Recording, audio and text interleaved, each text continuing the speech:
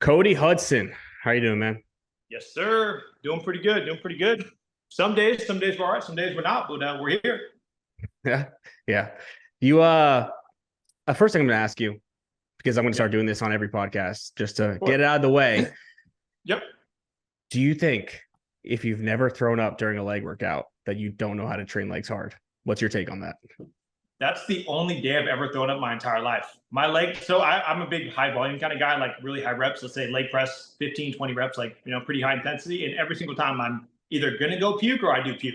So, yeah, leg day might be that one group that I'm pretty sure you need to be training that hard enough that you're damn near yakking. Yeah, definitely. Okay. So you would say if you've never thrown up during a leg workout that you probably don't know how to train legs hard. Either that or you just didn't eat for the past 4 hours, maybe. I mean, I'm sure there's a couple different variables go into play, but yeah, probably. Okay. Okay. I'm just trying to get a general consensus here because everybody I ask agrees with that, but then you post it and all the kids are like, I train hard and I've never thrown up. Do you Yeah. though? I mean, just look around the gym, man. Most people are on their phones for at least 5 minutes between sets and, not actually doing any volume. So it's probably why they're not throwing up. Well, they're trying to minimize the fatigue.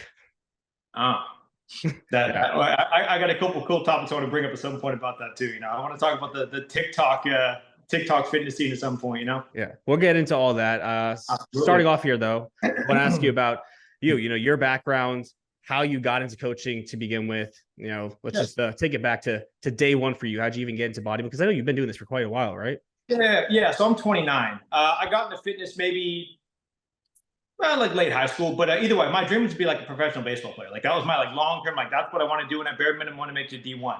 So through high school, I was going to get D2 offers. Got a couple D2 offers. I was like, it's just not for me, man. Like it's just I want to be D1, otherwise I'm not going to make it pro, which is a terrible mentality. Regardless, got to college, was trying out for that, and I made the team. And I was like, man, like they only let me work out 1 or 2 times a week. That this sucks. Like I don't want to do this. I want to work out more. And then I realized like I was going to be second string third base, and I lost passion. Mm. So I entered this muscle farm, the brand Muscle Farm. I entered this like transformation contest at 19 years old. I think it was like a 60-day transformation, and I won. And it just like put my face everywhere, and I got like 1,500 like packs of pre-workout. I was like, what do I do with all this shit? Like I don't even know anything about bodybuilding at this point. Wait, And wait, wait, one of wait. my cousins, oh sorry, go ahead. They gave you 1,500 tubs of pre-workout? No, not tubs, like samples. Oh, okay. I was what the But like it fuck? was legit. Like they sent me a box. It looked like it was a refrigerator. Like it was Yeah. a bag, like a trash bag. And I was like, what do I do with this? Yeah. So they sent me like a case of that. And I was like, man, like, I may not be a good baseball player, but like maybe I could like try bodybuilding. So got into that, had no idea what I was doing, just kind of winging it. And took fifth place my first show natural, became enhanced, packed on about 20-ish pounds of muscle in a year, grew pretty damn quick. Came back second year, won an overall, took 4 first places, won one more overall. So I was doing pretty well. And I was like, okay, well, I just won 2 overalls in a row. Like, I think it's time to like maybe go to nationals. And I was squatting about 16 weeks out, 15 weeks out, 4 plates, 10 reps, good form. And rep number 8 or 9, my foot slipped in sweat and the whole weight crushed me. And I got turned into a ball. I thought I broke my neck or broke my back. I couldn't tell. It happened so fast. And I got up and was like, oh, I'm good. Like, that's fine, right? And I realized I wasn't fine. Took a couple of days, and I realized, like, when you stand up very quickly and like the room kind of spins a little bit. So Yeah. that's what happened. I had that vision every day for about a year and a half. So it didn't go away. I crushed a bunch of nerves in my vertebrae and like my neck, and didn't know how to fix it. So that ended my bodybuilding career right there with one slip in the squat rack. And I learned to do not squat outside the squat rack. It's very ego driven, and that was the price I had to pay. So I couldn't compete anymore, right? So I was like, you know what? I have all these people that want to work with me because I was the only bodybuilder in college. Like, let's start doing online coaching like in person. If I can't compete, I can help them. And it went from like 2 clients to 4 to 10 to 50, and it just progressively got more and more as I got more competitive. Because there was only a couple coaches in my area. We had like Team Ventura, Team Cuts, Team G8. Like that's it. There was only like 4 or 5 coaches. So thousands of clients, like they needed a coach, and it kind of just escalated from there. So are you from San Diego? I'm from San Francisco. Okay. Because I know. Yeah, I just moved to San Diego now, just because Yeah. this is like a bodybuilding paradise. So I want to be around a bunch of like my clients and like celebrities and whatnot. Yeah. I just knew that Cuts was somewhere over there. He's from your hometown? Northern California. He's about like 20 minutes from me. Yeah. Okay. How Yeah. old were you when that happened, when you got injured? 24. Oh, so you're the age that I am now, and I'm getting back Yeah. surgery now. That's funny. Yeah. So I got injured around there, and it was definitely a humbling experience, because I was just super cocky, like I won 5 shows in a row, I won 2 overalls, like I'm the shit, like I'm gonna go to nationals, nobody can tell me anything, even though that's not Yeah. how it works. But that's what my brain was telling me at the time. I was also on track, but you get the idea. But either way, yeah, no, it happened so fast, man. I went from being able to like compete, having numerous sponsorships for competing, and at that time, like you actually got cashed out. It wasn't like, oh, here's $20. They cash you out pretty well if you're an active competitor. And I told them I got hurt and I couldn't document the series for them anymore. And they're like, oh, that's cool. No problem. Get well. Next day, they sent me a text saying you're fired. Your contract's terminated. No more pay. It's like, damn. From who? I don't know if I want to say that. All right. The company is the color blue. I'll say that. But I have an idea. Yeah. So But either way, so yeah, I was super cool with them. They hooked me up whatever I wanted to. I told them I couldn't compete for the season or just for a couple months. They're like, oh, that's cool. Bye. Dropped me like it was nothing. So yeah, we're very that's just how it works in the supplement industry, I guess. Did you ever get surgery? No. So I guess I kind of skipped how I got better. So that was about a year and a half, right? Couldn't do much because I didn't know what it was. They thought I had cancer. They thought I had a brain tumor. They thought I had like something called a vestibular migraine because it's not common to have vertigo all the time. And one day I went to get a massage because I was stressed out. And this chiropractor was rubbing on my neck. He's like, yo, you got this big ass bulge like in your neck. Like we should like work on this like once a week or something. I was like, yeah, that's cool. Let's do it. I got nothing else to do. And I remember he started working on it. And I remember I was like, wow, my vision's getting better. Like I feel better. And just flipped the switch and I was normal. After like 2-3 chiropractic appointments, after seeing 20 doctors, dropping 40 grand on medical bills, and a chiropractor for $30 fixed my neck and completely changed my life. Still thank him to this day all the time. That's fucking crazy. You don't even know what it was. Nobody knew what it was. I mean, they figured out that it was like a pinched nerve, and it was just the nerves that are responsible for like your coherence. So I ran a giant bodybuilding team and ran this massive empire while I was half coherent. So yeah, it's Wow, that's yeah. That's crazy. It goes to show, but a lot of people talk shit on chiropractors and, passive treatment, and it has its place, but you hear shit like that where, people spend tens of thousands of dollars going through all this stuff. And, if you maybe just explore those passive treatments first, it could save you a lot of fucking time and money. No, I mean, whether it's acupuncture, chiropractor, get a deep tissue massage. I mean, I probably wouldn't go to a chiropractor if you're super stiff. Maybe go get a deep tissue massage, get loosened up, and then hit the chiropractor the day after so you don't, hurt something. But yeah, I think they have a place, even if it's only once a month. Yeah. Well, I just say that because, I've been going to chiropractors and deep tissue therapists for years because of my disc herniation. And I've spent tens and thousands of dollars on this stuff and it really never helped. But then you have the opposite case where maybe that's just what you needed. So I'm at the point where I need surgery but I've explored those options already. If you would have done that first, maybe you would have saved a ton of money. I would have saved many years. I'm going to close my window. Sorry, that was way too loud. You're good. All right, we're back.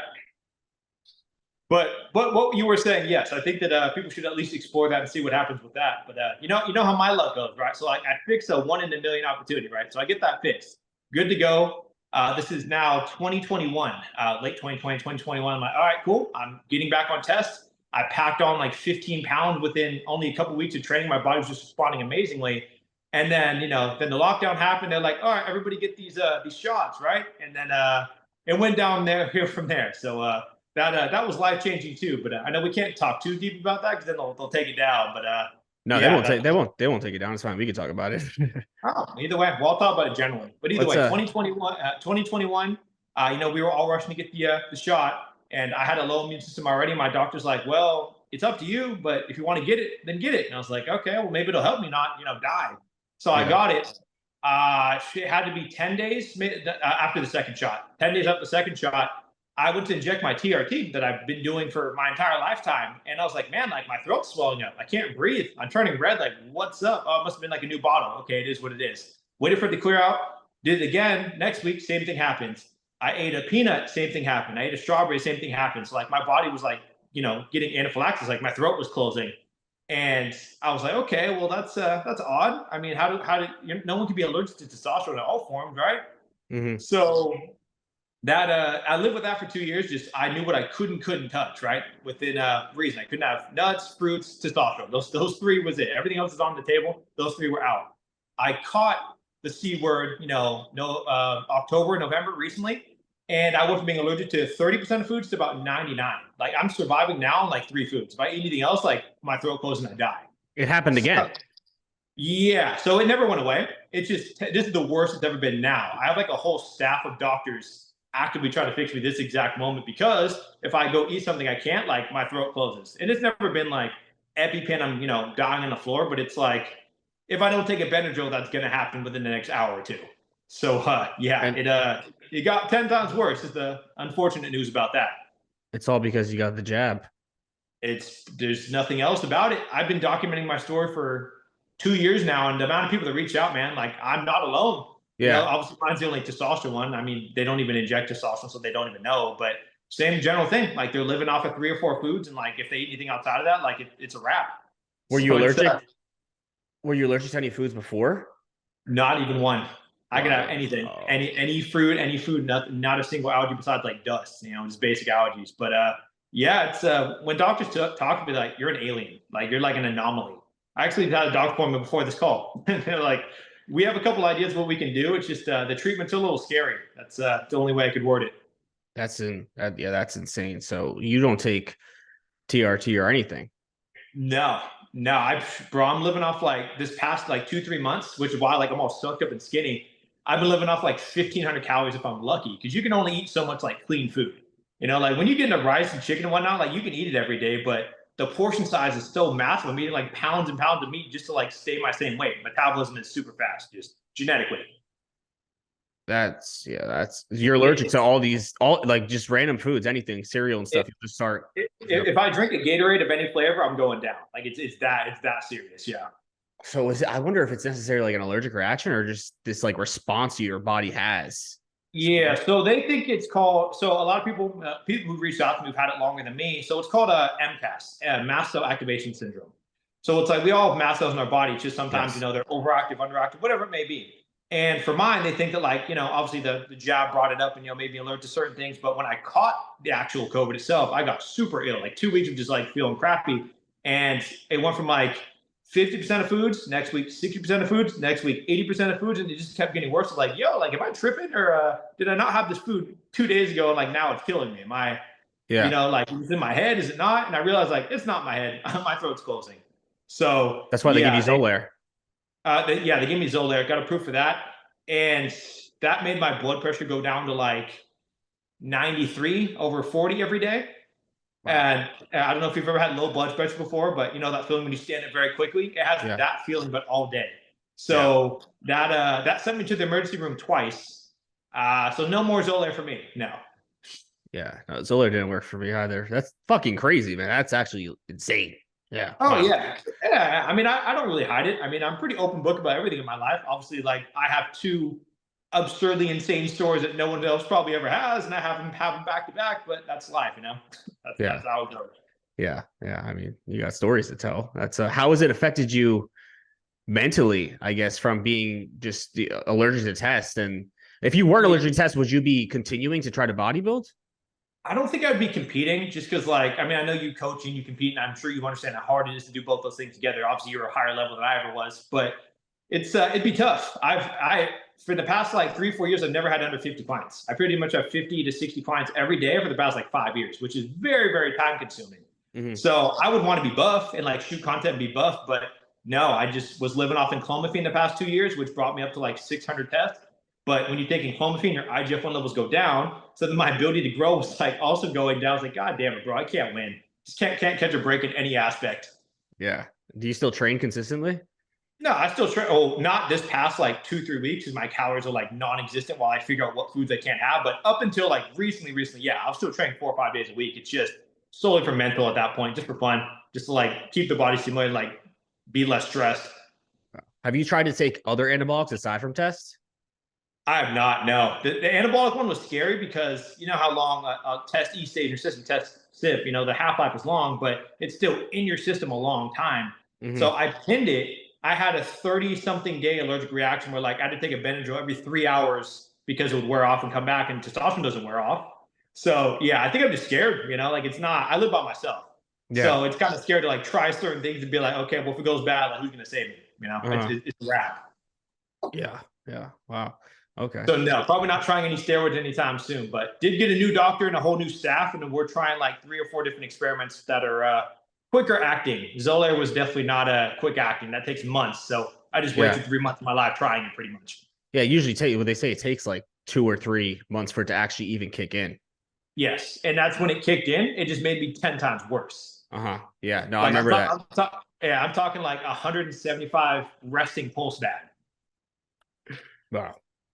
Yeah. You're just Yeah. fucking I was like, guys, I'm not going to get that 4th shot. There might not be a Kodi dial if you give me the 4 shots. Let's cut it at 3. Yeah, we're good. yeah. I did 3 and that was it. My hives were getting worse. So I was like, this is not working. So yours was IGF-1 or GH based? Growth hormone. Okay. And growth hormone stays in your system a long time too. So if you're allergic to that, then that's going to be in their system too. So that sucks too. Mm-hmm. Yeah. No, it's a whole thing. When you were on, how long were you on gear for? How long were you actually competing? How many years? I only competed 2 years in a row. I competed at 22 years old and 23 years old. So first year natural, took 5th out of 10 in open. Next year I was like, okay, well, I just got smoked. Let me go hop on gear. So I did one off-season cycle and I did one prep cycle, and then I won all the shows following that. But that was a different criteria than what it is now. I don't think I'm placing it today's a big show in LA in 2024 standards. Yeah. So you didn't have a long time taking gear. No, not really. Total, I think 3 or 4 cycles, maybe. Wow. Yeah, 4 cycles. Yeah, I didn't do much. In those time periods, though, I pretty much tried everything, though. I was definitely a little bit crazier. I didn't have any guidance. I kind of just winged it. I had a coach, but I thought I knew more, and I just kind of just did whatever I wanted to. So, yeah, don't do what I did. But you learned, I guess. I did. I had enough to write a book, which was pretty cool. So I put everything I did wrong and everything that killed me. I was like, okay, guys, don't do these things because this is what I did wrong.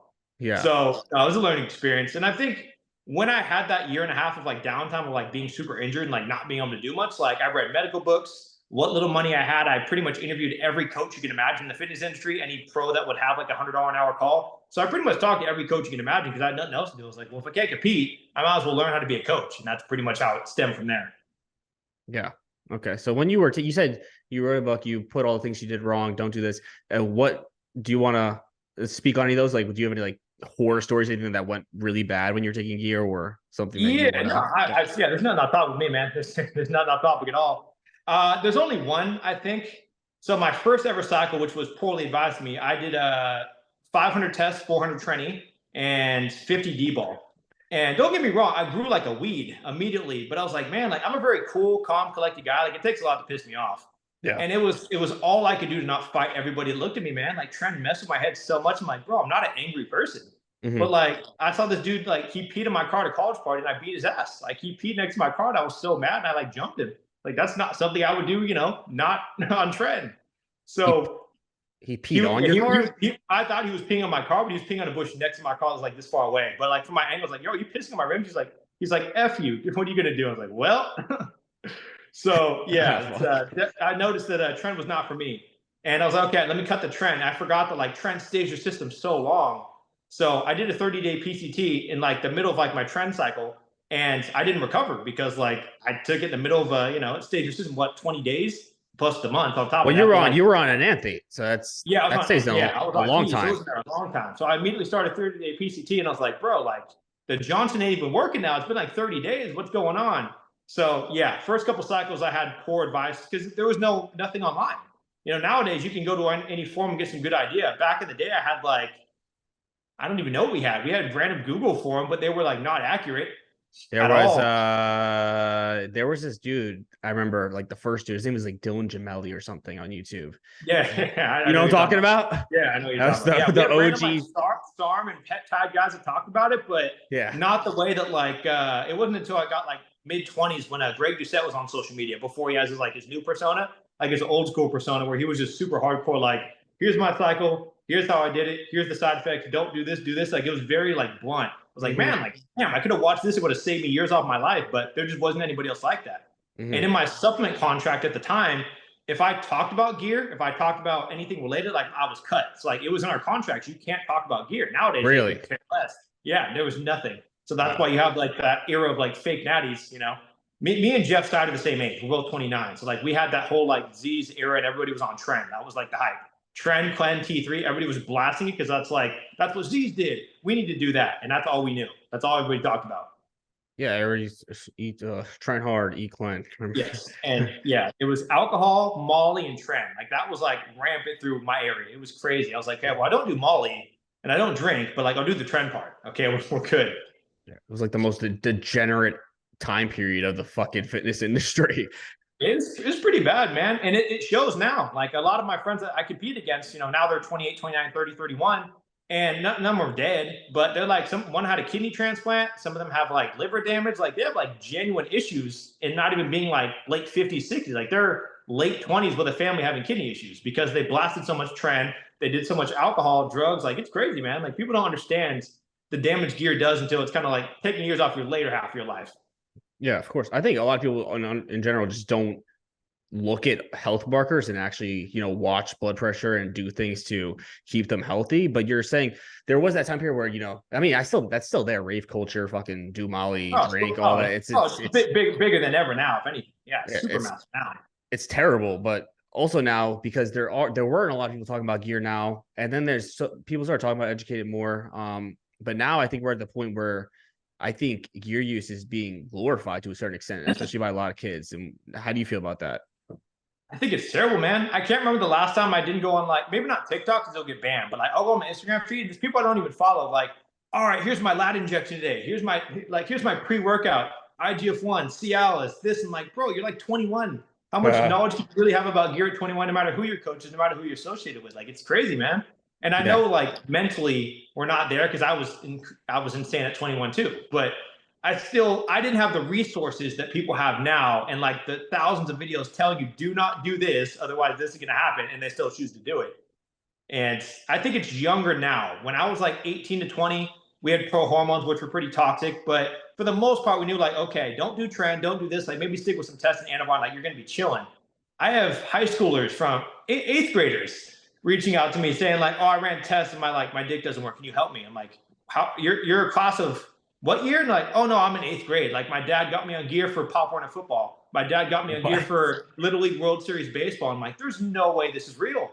And it happens all the time, man. It's mind blowing to me. It's crazy. But I do feel like I wasn't alive back then. I feel like that was common before the 2000s. I feel like that was a thing in the 80s and 90s because you just go into, I don't know if you've ever been like high school weight rooms and you look at like the weight records, and the records are always super fucking high in like the 80s and the 90s, and these kids are benching like 500 pounds, and then now they're benching like 265. What the fuck happened? I feel like all those kids back then had to be eating D-ball like candy. Oh yeah, 100%. And I mean, gear was probably. I feel like gear had. I mean, obviously, there's people still older than me, but their gear had to probably be pure. I would assume. They probably just got like pure tests and like pure D-ball, and it was some good shit, and like they just responded good. Nowadays, it's either watered down or it just comes back fake. I have all my guys test everything, and half the time it comes back something's not supposed to. So you never know. Well, yeah, I used fake gear for fucking over a year. Did you really? Yeah, before we found out midway through prep that the gear was fake. I was using the whole entire time that I lived in Florida, and it was not just me. It was a lot of pros, a lot of guys in that area. Everybody was using the same supplier. Was it fake as in like it was a different compound, or like it was like nothing?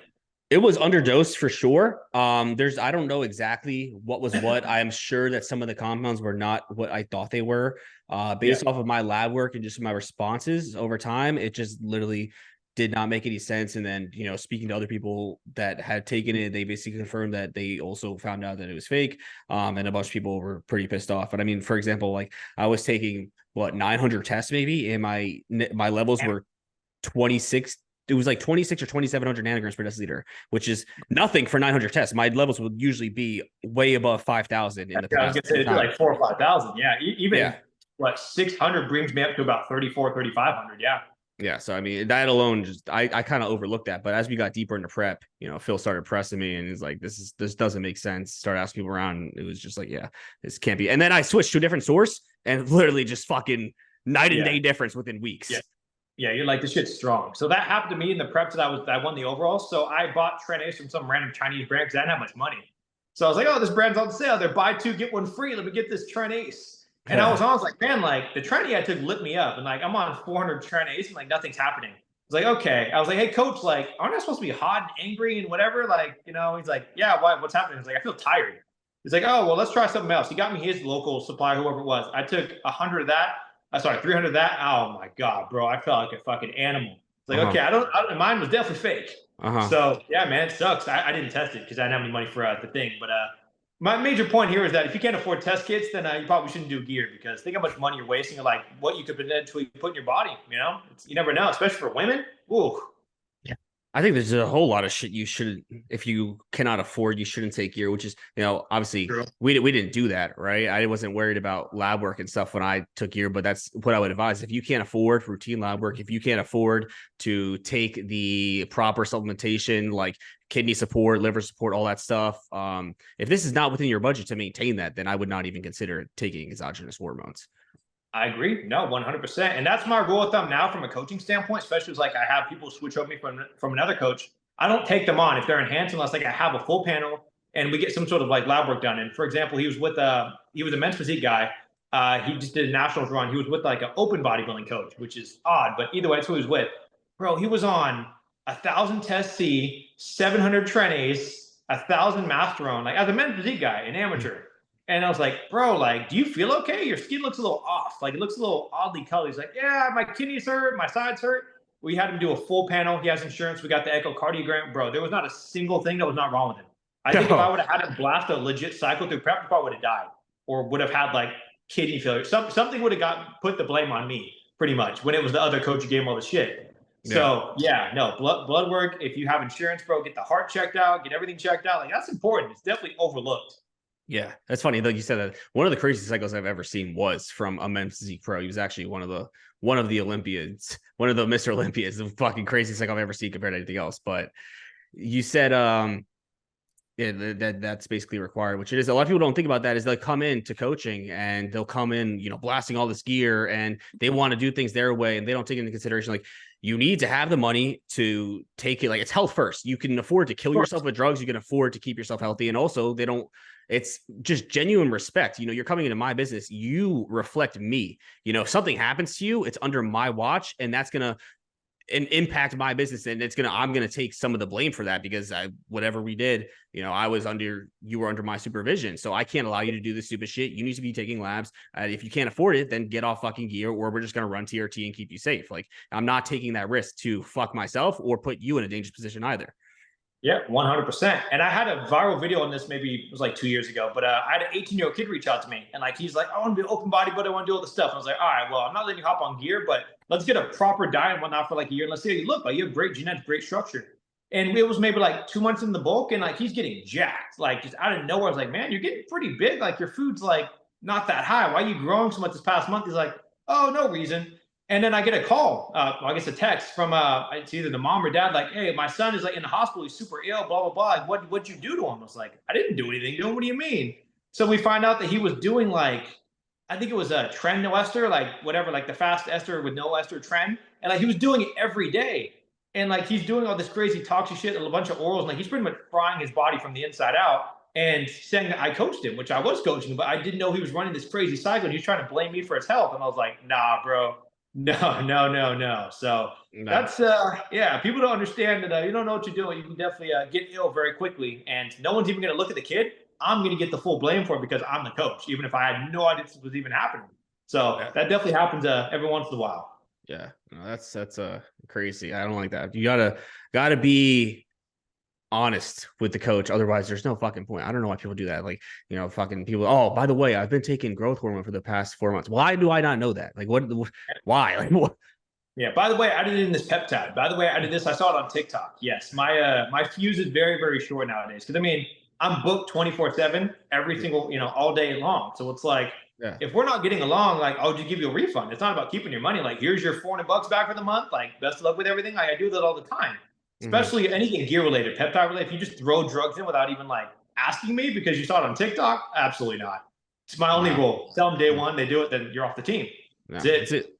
Same thing with preps too. Like you have to listen. I don't like that either. Like, I need to cheat. Like, if you can't stick to the plan, obviously like there's exceptions. Shit happens. Not everybody's gonna fucking be dialed in 100%. You can't expect that. But like people who are constantly, because clients will lie. it will happen. People will lie to you. Sure. And again, it reflects you as a coach. So now if this person's fucking up their whole prep and they can't stick to the diet and now they come in out of shape, that's your client. It reflects you. Yeah. It's You, like, I you didn't. coached him the whole time. You obviously did something wrong to that client. It's not the client's fault. It's your fault. Yeah. No. So it's like, we're not doing this. You're not getting on stage with my name on it.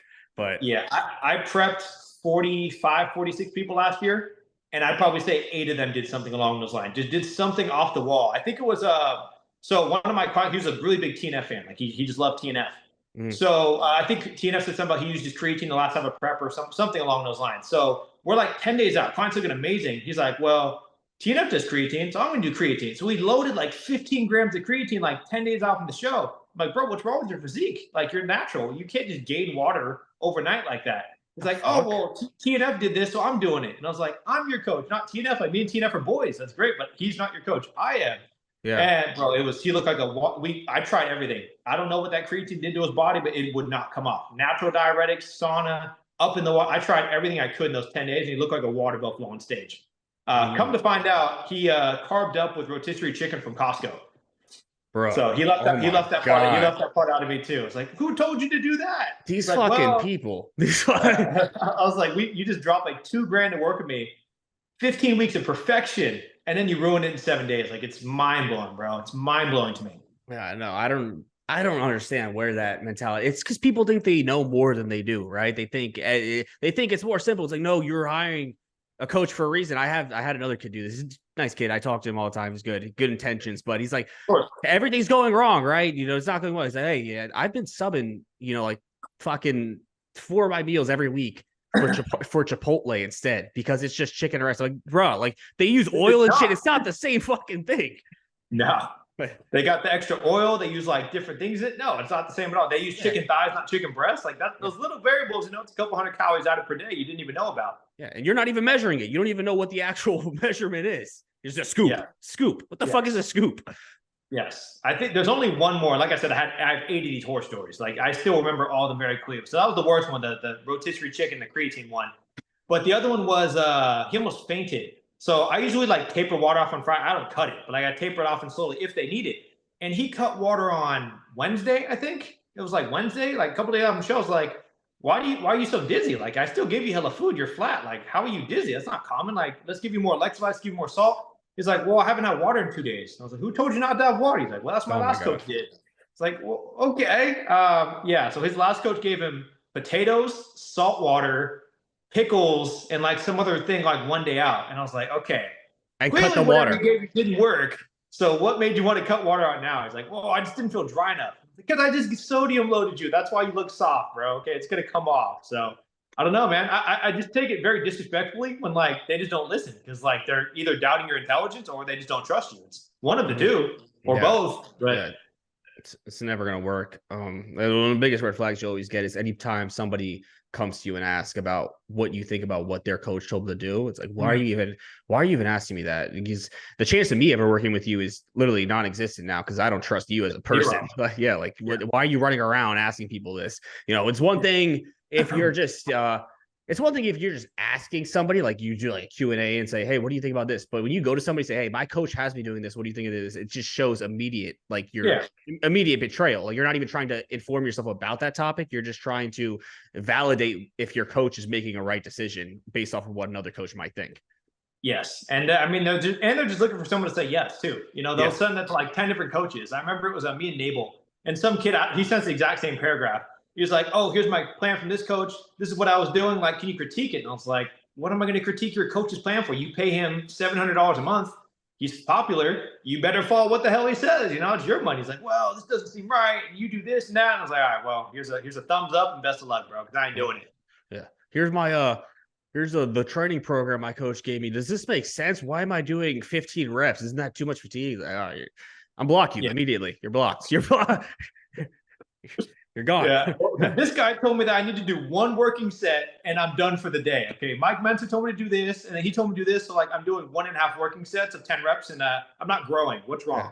Yeah. Why does my coach have me do more than 4 sets? I don't know, man. I think that's, I still think science-based lifting has its place for sure, but it's people that don't even have like a base. Like they haven't even like mastered bench squat, deadlift. They haven't even mastered bro split, push. Like they have no plan in mind. They just change it every week based on whatever's like trending on social media. It's like crazy. Like pick something. Doesn't matter what it is. Pick it. At least try it.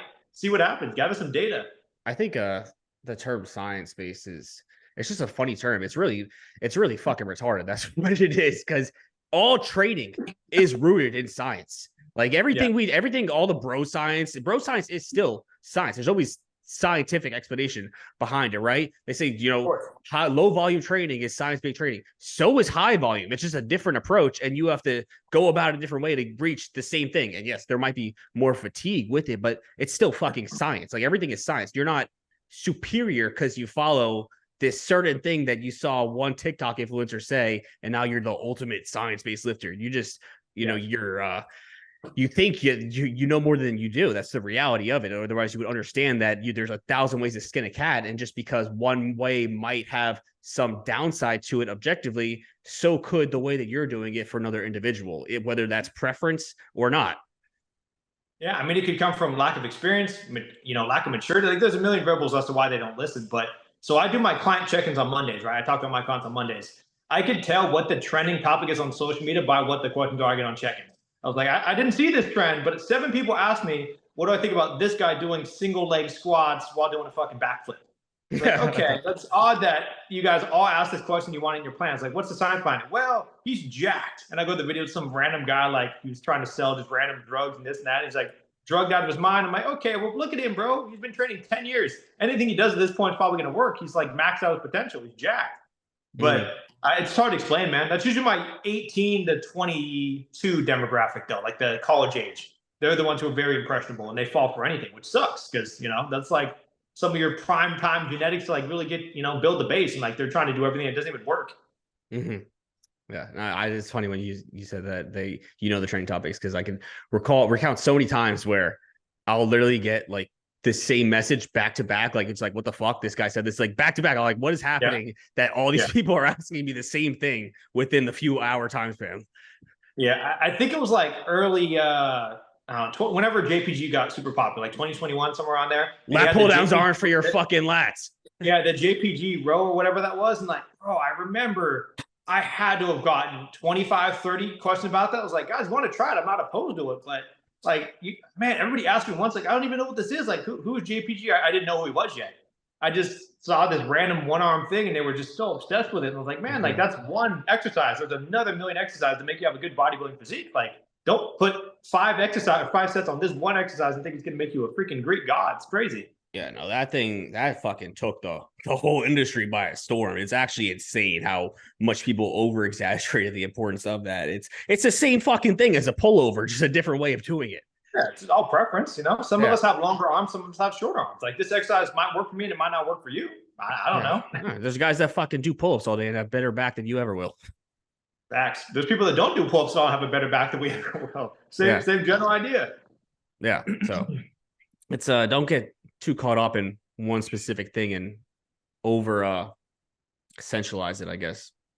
Yeah, no, I agree. And understand that you don't want to compare yourself to others. I have a lot of natural guys, and even though they have good genetics, they'll compare themselves to like Simeon Panda or like Andre Ferguson, like top tier like competitors. I'm like, man, these guys are 35, 36, late 30s. Some of them are younger, but they're like, well, Nick Walker's this age, C-Bum is this age.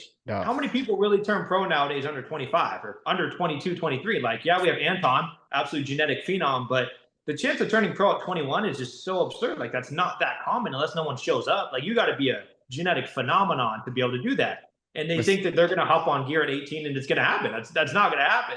No. Let's talk about that. Everybody wants to be the youngest pro. And I think it's a good mentality to have. Like, I want to fucking do this, it may be a source of motivation. Like, I just want to be pro, but to really get caught up in that, I think it also causes a lot of people to hop on gear and do things recklessly at an early age, just for the title of youngest pro, which really means nothing and nobody cares about. How do you feel about that? Everybody wants to be the youngest pro. Yeah, I mean, obviously I have an outside opinion on it too, but like, I remember Steve did an interview last year, and he said that exact thing. He's like, you guys know I've been pro for this many years, and none of you guys even know who I was. Like, you guys even know my name. Like, now I win Olympias, now everybody's, I knows everything about him. But before that, there's a lot of guys that I compete against, and they went on to turn pro a week later. And they never were heard from again. They're pros, you know, they turned pro 23, 24, 25. I'm like, they just weren't good enough to be in the top five. So like they just kind of fell in the back. And to think you're going to do that like 18, 19, 20, I just don't see it's going to happen, man. Like you have to have so much. I know people hate the term muscle maturity, but you got to have like that mature muscle, that density, that graininess. And how are you going to have that at 18? You're going to hop on print and blow your kidneys and liver out, and you're not even going to make it to 29, 30 because no one I know competes anymore at my age. They're done. They had their 5 years and they retired because they couldn't do it anymore. Yeah, no, it's not gonna happen. I think a lot of people think that if they turn pro young, if they get the title of the youngest pro, that it's somehow gonna like make their career and they're guaranteed success when that's not the case. You see most of the guys just happened. Do you hear me? Yeah, I can hear it. It like broke up for a second, but it's still good. It's good now? Yeah, no, it's fine now. Okay. You see a lot of the guys that went pro younger, like remember Kodi Montgomery? Like these guys, Yeah. they fall off. They fall off. And I think a lot of it just has to do with pushing stuff. At least what I think that it has to do with pushing stuff at an early age and basically just like tapping yourself out. And I think that plays a factor into how far you could go over a longer time span if you try to push so hard from an earlier age. Yeah. No, I agree. And I mean, just using someone people are going to know on social media. So I know you know Jalen. So I helped Jay turn pro this past season, and his weight cap now is it's either 23 or 25 pounds heavier than what he was on stage.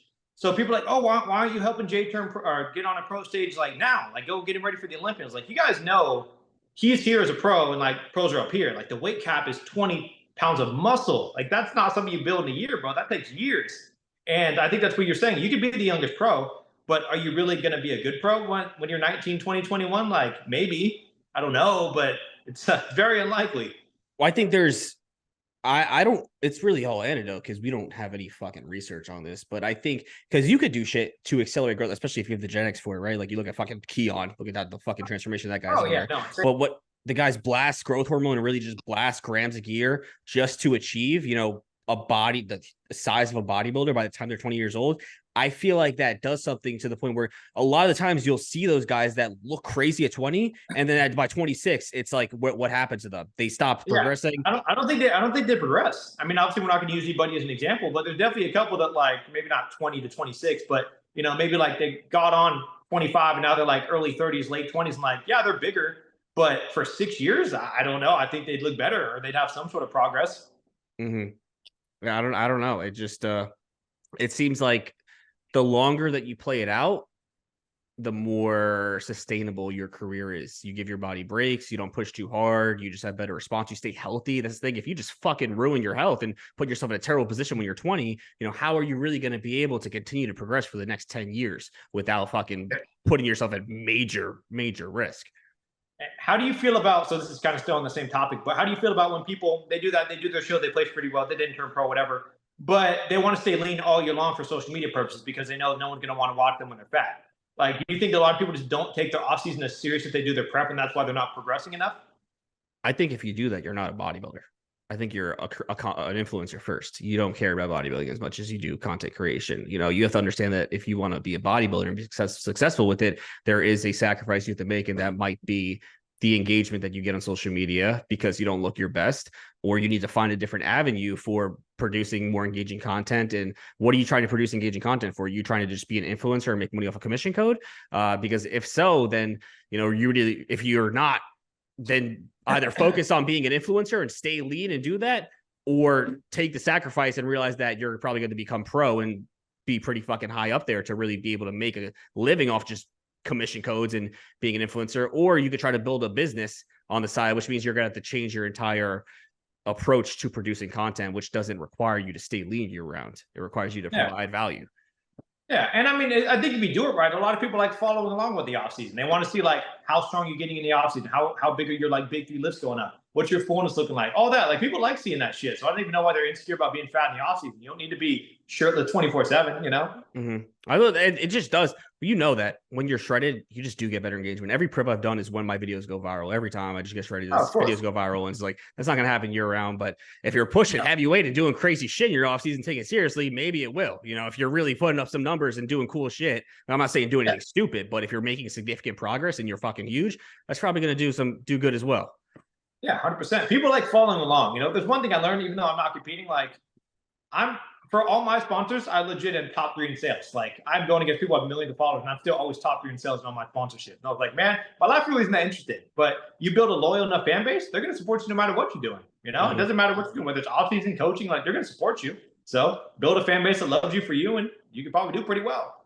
Yeah, I mean, it's the same thing for me. I'm usually pretty high up, within the top 5 for all the companies. But I think that a lot of that has to do, for one, because me and you have followings of people that come to us for information and trust us. So in that aspect, people, trust the companies that we represent and what we put out there, because we know what the fuck we're talking about and aren't going to put out shitty products just that are trending. And then your client base as well. Your client base is probably using your code, probably supporting you, using the brand that you represent, which is a huge, customer base right there, coming straight from that. So obviously, if you're a good coach and you have clients, you're gonna do better in sales just from that aspect. But then that whole thing comes into, does every person who bodybuilds wants to be a coach and try to provide educational information? Because sometimes, I'm not gonna lie, it's fucking annoying and it sucks just dealing with people always trying to think that they're smarter than you.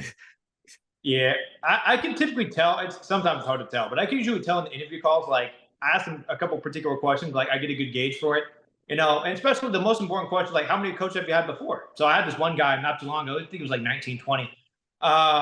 He had 4 or 5 coaches, and like I'm like, oh, okay, how do you get 19? You had 5 coaches. Like, wow. At what point? He's like, man, like they were just so crappy. I want to give you a try. I was like, okay, who are they? And he named them. I was like, okay, for a fact, he's not crappy.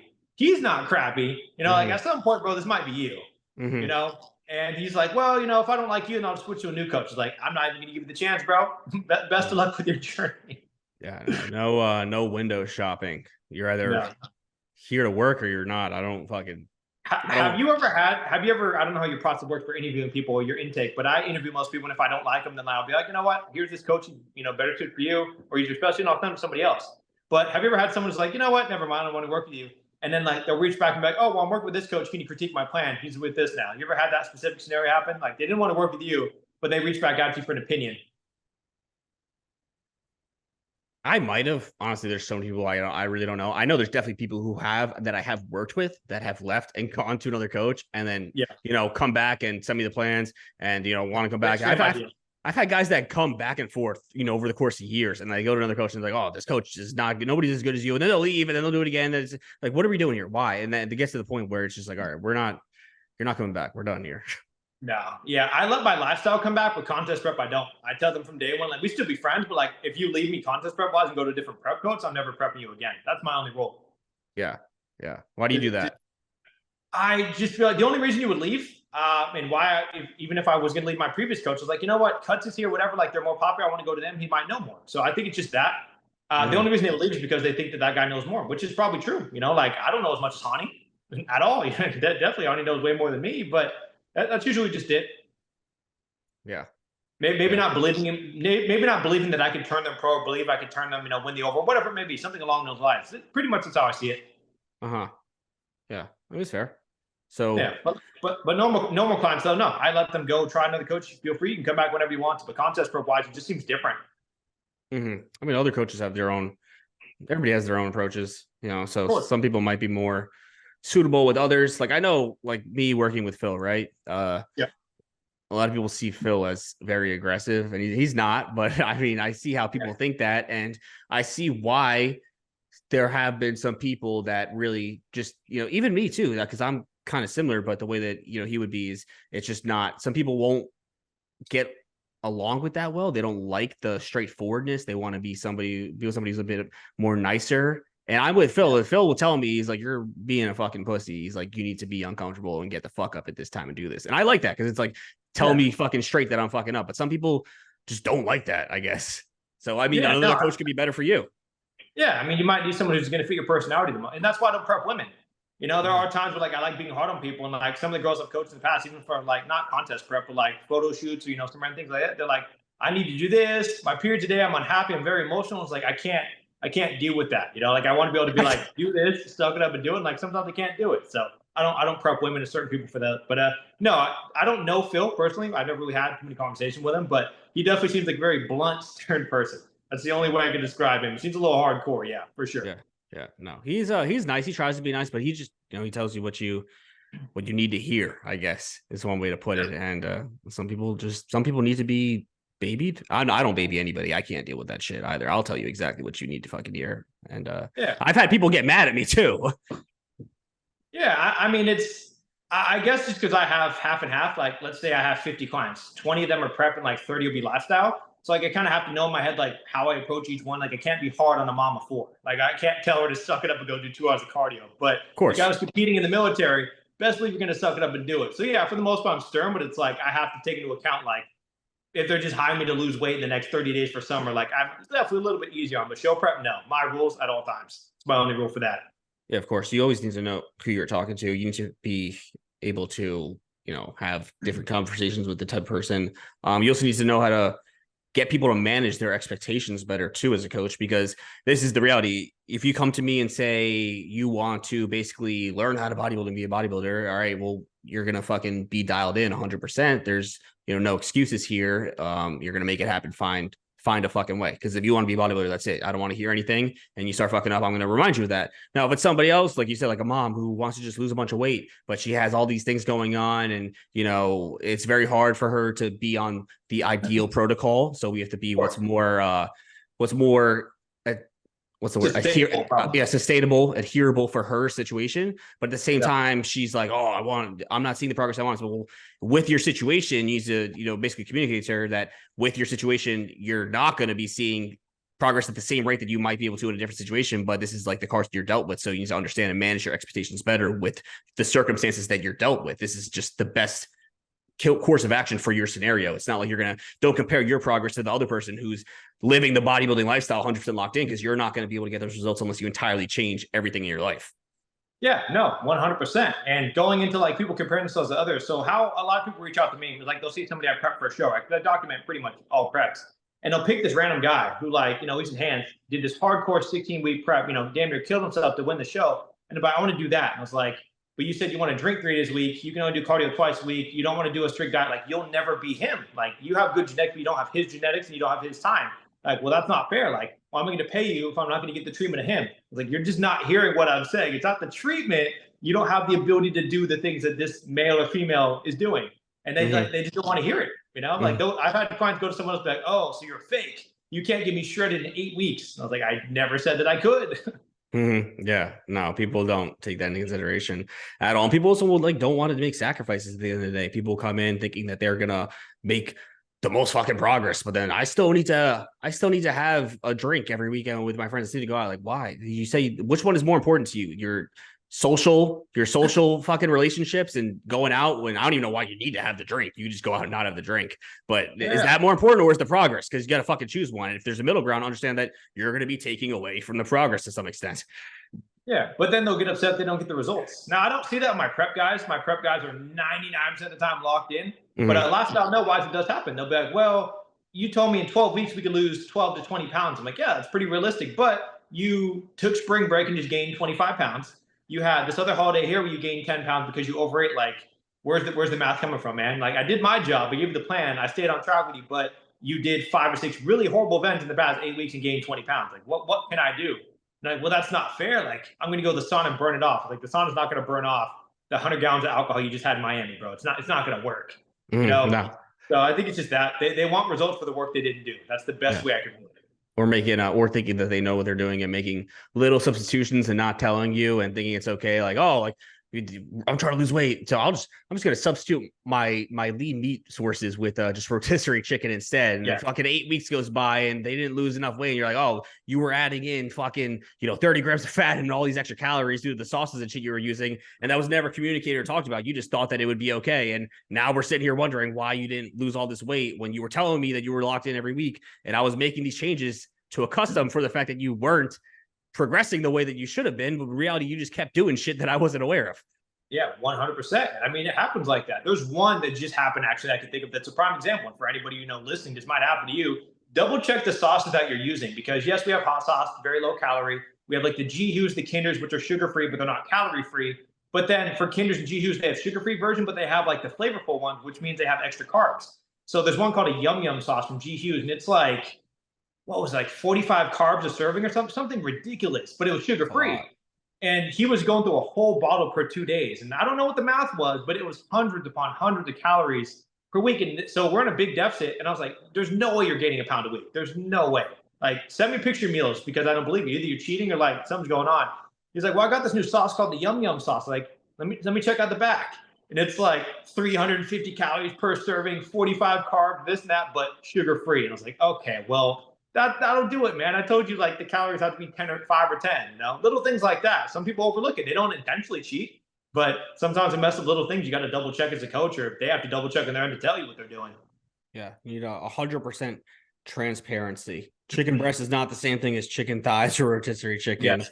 Or even ground chicken too. Some of the ground chicken is incredibly high in fat. You think, oh, chicken's chicken. It is definitely not if you're doing large portions of it day after day. Yeah. 80% ground beef is not lean ground beef. Like, yes. Or they'll try and like, I think usually pork is the one that people try and slide in. Like, pork chops and chicken are just not the same, man. Like, one's a really bad cut. I mean, it's probably going to jack your digestion system up, and it's high calorie. And this one over here is not going to do that. They're just not the same. But either way, they get the idea. They get the idea. Yeah. So when do you structure diets differently between your lifestyle and competition clients? Do you utilize if it fits your macro approach at all, or do you stick strictly to meal plans? Typically just meal plans, but I give them like some flexibility. So it'll be like flexible strict. So I'll be like, okay, well, meal 2, I want to do 50 grams of protein, but 50 grams of carbs, and you'll choose between chicken, steak, salmon, rice, chicken, steak, salmon, cod, tilapia, shrimp. Okay, carbs, you got rice, potatoes. Like, they'll still be very clean, but it'll give them numerous options to choose from for prep and lifestyle. Just as prep goes on, but all right, 8 weeks out, sweet potatoes are gone, or this is gone. Like, I'll slowly start cranking it down versus lifestyle. If they're doing really good and like they're doing great and they're happy, then I might give them a little bit more freedom. But okay, well, here's an extra Greek yogurt, here's something else. So just kind of person dependent. Now I have lifestyle people that are all going to EDC. Happens every year. I have 5-6 people hire me, do a full blown contest prep for EDC. So it's like, yeah, I don't really charge them for show prep fees because we're not doing posing, we're not doing anything. They just want to be 5% on trend and go to EDC. If that's their life, that's what they want to do, then we can do it. So it just depends on the goal. If it's like something simple, then I keep it simple. If they want some hardcore, like military, like, aggressive treatment, then that's how I treat them. Yeah. Don't really do it for fit your macros. No. Long story short. No. Okay, good. I just want to see if you did it fits your macros and just I don't understand how coaches even fucking do that and how people even pay for that, where they just give them 4 numbers and there's your meal plan. If it's your macros, take this. And That's fucking crazy. I think it's even crazy when they charge a lot too. I'm not familiar with her. I don't know who she is. I've seen her on social media, but she's a female coach, and she worked with one of my current female clients. And bro, she gave her 125 protein, 75 carbs, and like 15 fats. And that's not extra fats. That's fats in your meat, which is that's pretty much all your meat for the day. And she gave her that for like 3 months. And my client, she wasn't my client yet, but that girl lost a bunch of weight. She lost her period. She was all stuffed up. She was anemic. She couldn't like get warm. She was cold 24/7. And then I switched to her. I was like, what were your calories at? She's like, 750, I think, 780. Right. It's like, 1780. No. 780 is like, oh my God, bro. Like, she was very ill, like and it was just, if it fits your macros, like go plug it in, but you only get 700 calories. You're not really going to get that much. So yeah, it's crazy, man. It's, I've seen some definitely horror stories. Although they'll do McDonald's and Burger King and Taco Bell, be like, well, I hit my protein. It's all good. I don't even want to get into that. I feel like it should be common sense, but it's fucking not. That the fact that people still think that you can just put anything into a macronutrient goal and it's the same across the board. I had some guy comment on my fucking video. I don't know if you saw this. I put on my story that said, to show me a study that calorie nutrient timing matters at all.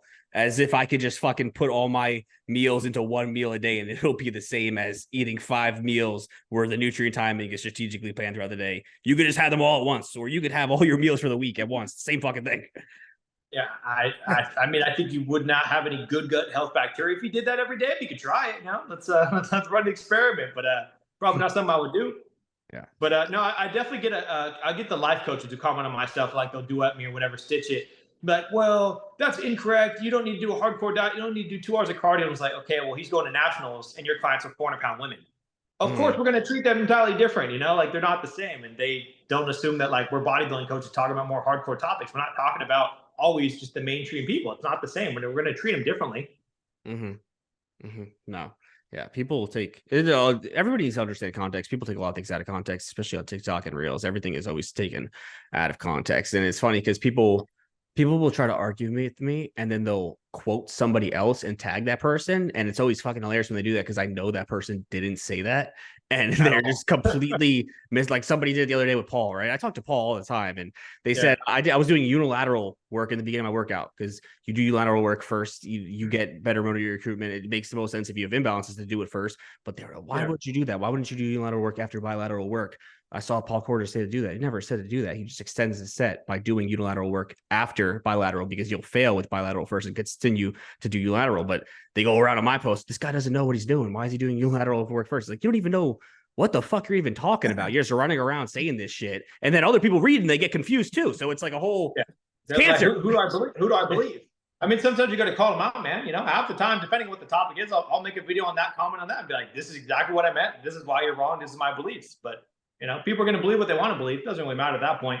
I think the funny thing is when, let's say, they tag Paul and then Paul comments back and agreeing with you or something. So, like, don't tag, you know, TNF or tag some other random coach. Be like, oh, no, I agree. Like, oh, well, never mind. Well, it's funny. Oh, with you, the way that is there anything specific when it comes to training when you with your clients? Because you do their training, right? yeah, I do it all. I'd say, I mean, I'm not gonna lie, I definitely feel like my specialty is more diet based just because that's my background. So I still work with them in training, and like if they have something they're already doing, then I'll critique it, like make it more growth split like or more like high volume. I've always been a high volume kind of guy. But no, I don't think I have anything like specific where it's like JPG, TNF, like this is the training style. I love this particular one. Like it's never been that specific to me, no. But is there anything that you like a few things that you emphasize when it comes to training with your clients? Is there something you try to put more emphasis on to, basically help them Yeah. accelerate growth? And Yeah, what would I that would be? say I think the main one I do, and this is what upsets a lot of my clients, is like I'll look at them and break it down and kind of like put arrows in it and be like, okay, your chest is shit. That's number one. You want to go to classic, your chest is shit. Or like, someone else doing classic, okay, your legs are amazing, but your upper body's shit. It's like I'll point out right away and they're like, well, I want to do classic. Why am I doing legs twice a week? So I think it's usually that. I'll look at what their muscle groups are and whatever legs or whatever part of the body's lacking, and like I'll give them more volume. So vast majority of my guys do men's physique. So they're doing 2 back days a week, one lat based, one middle back based. They're gonna have a whole lot of back volume. Their legs, they're not gonna get judged. We don't need to do legs that much. Now I switch for my classic guys. I will give them a quad based day and maybe like a hamstring and glute day because glutes and hamstrings are judged in classic. So I'm going to give them a little bit extra volume there. So I think it's just depending on the person. They want to do some random split, but if you're lacking in arms or lacking in delts, like why am I going to give you 2 chest days a week just because other guys are doing it? So I think it's just that. I don't have anything like specific with like these are my beliefs. That's it. Whatever you're lacking, I kind of build the plan around that. That's honestly just what my beliefs are. So you say you use high volume approach. What do you define as high volume? Um, Usually one warm up set and 3 to 4 working sets is usually what I do for most like compound style lifts. And then isolation, I keep it low, like 2 to 3 working sets. But I'll give them probably like 6 or 7 exercises per the muscle group. So let's just say chest day, I might give them like 2 presses and 3 isolation, or maybe the next chest day I'll give them 3 compound, 2 isolation. But I usually give them at least like 5 or 6 exercises on that day because chances are if they're a beginner, they might end up doing one wrong anyway. So they might not be able to stimulate the muscle in the first place. So that's usually what I give them. That's my version of high volume. So Not like 50 sets per exercise, nothing like that. No. you say 3 to 4 sets. Are those all sets to failure? Yeah. One warm up if they want it, and then 3 to 4 sets till failure is going to be like their actual working sets. And I'll give them different rep schemes. Like legs, I like to have it much higher. Squats 12 plus reps, leg press upwards of 20 reps. So it kind of depends on the muscle group. But yeah, I do like high reps and I do like more sets, definitely. I was never like, here's do 2 sets to absolute failure and you're done. I've never done anything like that. No, it's always been a lot higher volume than that. Okay, so you've never done a low volume approach. Never. Okay. Unless they have injuries or lack of time, like we have to split it in half. The only time I do genuinely switch to low volume is maybe like 4 weeks out when like the cardio is getting ramped up and their body might not be able to handle any more volume. Then I guess that's when I cut the volume in half. But the first half of prep and they're feeling good, no, I usually keep it a little bit higher volume. Okay. And when you said you've never personally done it yourself, low volume, or have you? No, I don't think I ever did it on my own body. No, I've always been. My coach was like at the time. Obviously, times are different now, but he had me doing 1 warm up and 4 to 5 working sets per anything that was compound. So whether it was bench, squat, deadlifts, rows, anything that was like working numerous muscles, I do like 5 working sets. I was like, okay, that seems a bit much. But I mean, that was standard back then. Yeah. Even like 5 years ago, that was genuinely standard. I remember I complained to him. He's like, why? You don't want to do 5 sets of incline dumbbell bench press? Like, I will if you want me to, but the fifth set, like, I just don't think I have any more in the tank. I can't even do the next exercise. So I get a little bit of feedback because I have some clients that they're used to doing a little bit lower volume push pull legs. So like I can't give them the super high volume plant. They're not used to it. And I kind of have to taper it around that. But in a perfect world now, I definitely prefer doing like bro split, one muscle group, just pound the shit out of it high volume and then like let it rest for 4 or 5 days, then do it again. Okay, yeah. So bro split is the way. Yeah, that's what I have a lot of my guys do. It's different for like athletes, like like baseball, football, whatever. But like bodybuilders, no, I usually do bro split for most of them. Okay. Now, do you utilize a lot of intensifiers? Give me an example. Rest pause sets, drop sets, cluster sets, supersets. Supersets, drop sets. A couple things I do like working with the intensity. So let's say leg press. I do like having guys do like, let's say they're doing 20 reps. 10 reps very, very slow, contracting the entire time, and then rep out the last 10 reps a little bit faster. So little cues like that I'll give them, but overall, no, I don't have anything too crazy besides supersets, drop sets. And it depends on what part of prep we're in. Usually the first half of prep, when they're on a lot of like mass building compounds, test, DEC, MPP, whatever, like they're recovering, their joints feel good. I'll give them more volume, maybe a little bit less supersets, drop sets. As I get deep in prep, 8 weeks out is when I add in more drop sets, supersets, cluster sets.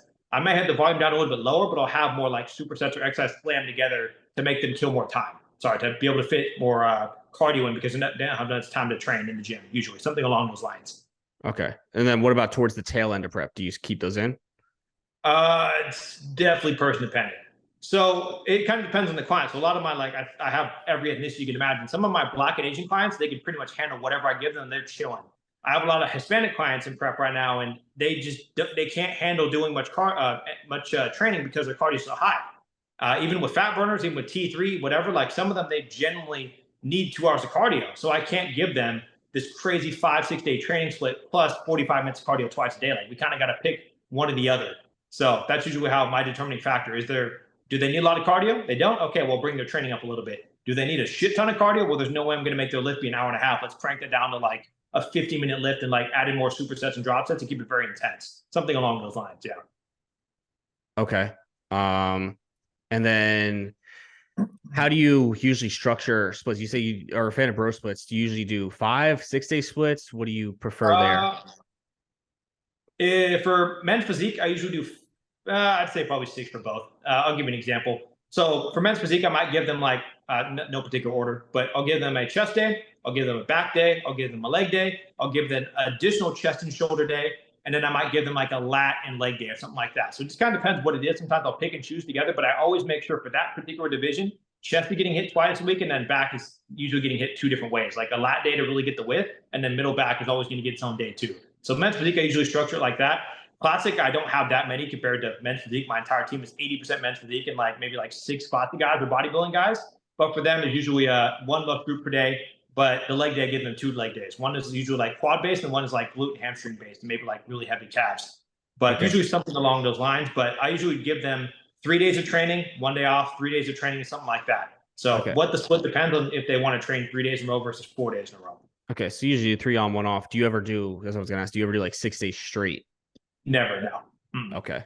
Even the enhanced guys, no. It's just I've tried it before. If they have to, I will. If they know like they got a family day and like they got to do this on Saturdays and they can't train, can't do cardio, then like of course I'm gonna have to try and figure out a different way. But in a perfect world, I prefer to have them have some type of rest day every 3 or 4 days, especially later in prep. Like how are you gonna do 6 days of lifting on top of 4 or 5, 6 days, 7 days of cardio? Like you're gonna get worn the hell out, even if you're enhanced.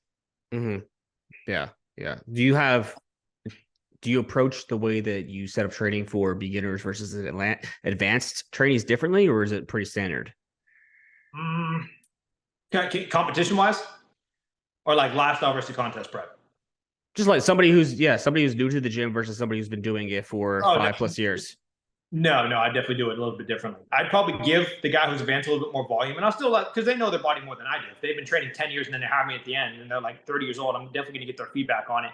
But no, lifestyle wise, I usually, depending on what it is, because my lifestyle guy is usually obese, girl or guy. So I give them more like drop sets, supersets, a little bit shorter rest time. Sometimes I'll have them do jumping jacks in between sets to really get the heart rate up and try and burn more calories. So I approach it completely differently. That's usually the main thing. It's like, what is your goal? How much time do you have to lift? And like I kind of base it on that versus the more advanced guys, I kind of have them based around whatever I want. Usually somewhere around there. Gotcha. Hold on one second. But yes, it would be different. It definitely looked a little blurry, but I can still see it for the most part. Yeah, no, I'm gonna reset it here. Something happens. Oh, good. Oh, this fucking shit's hot.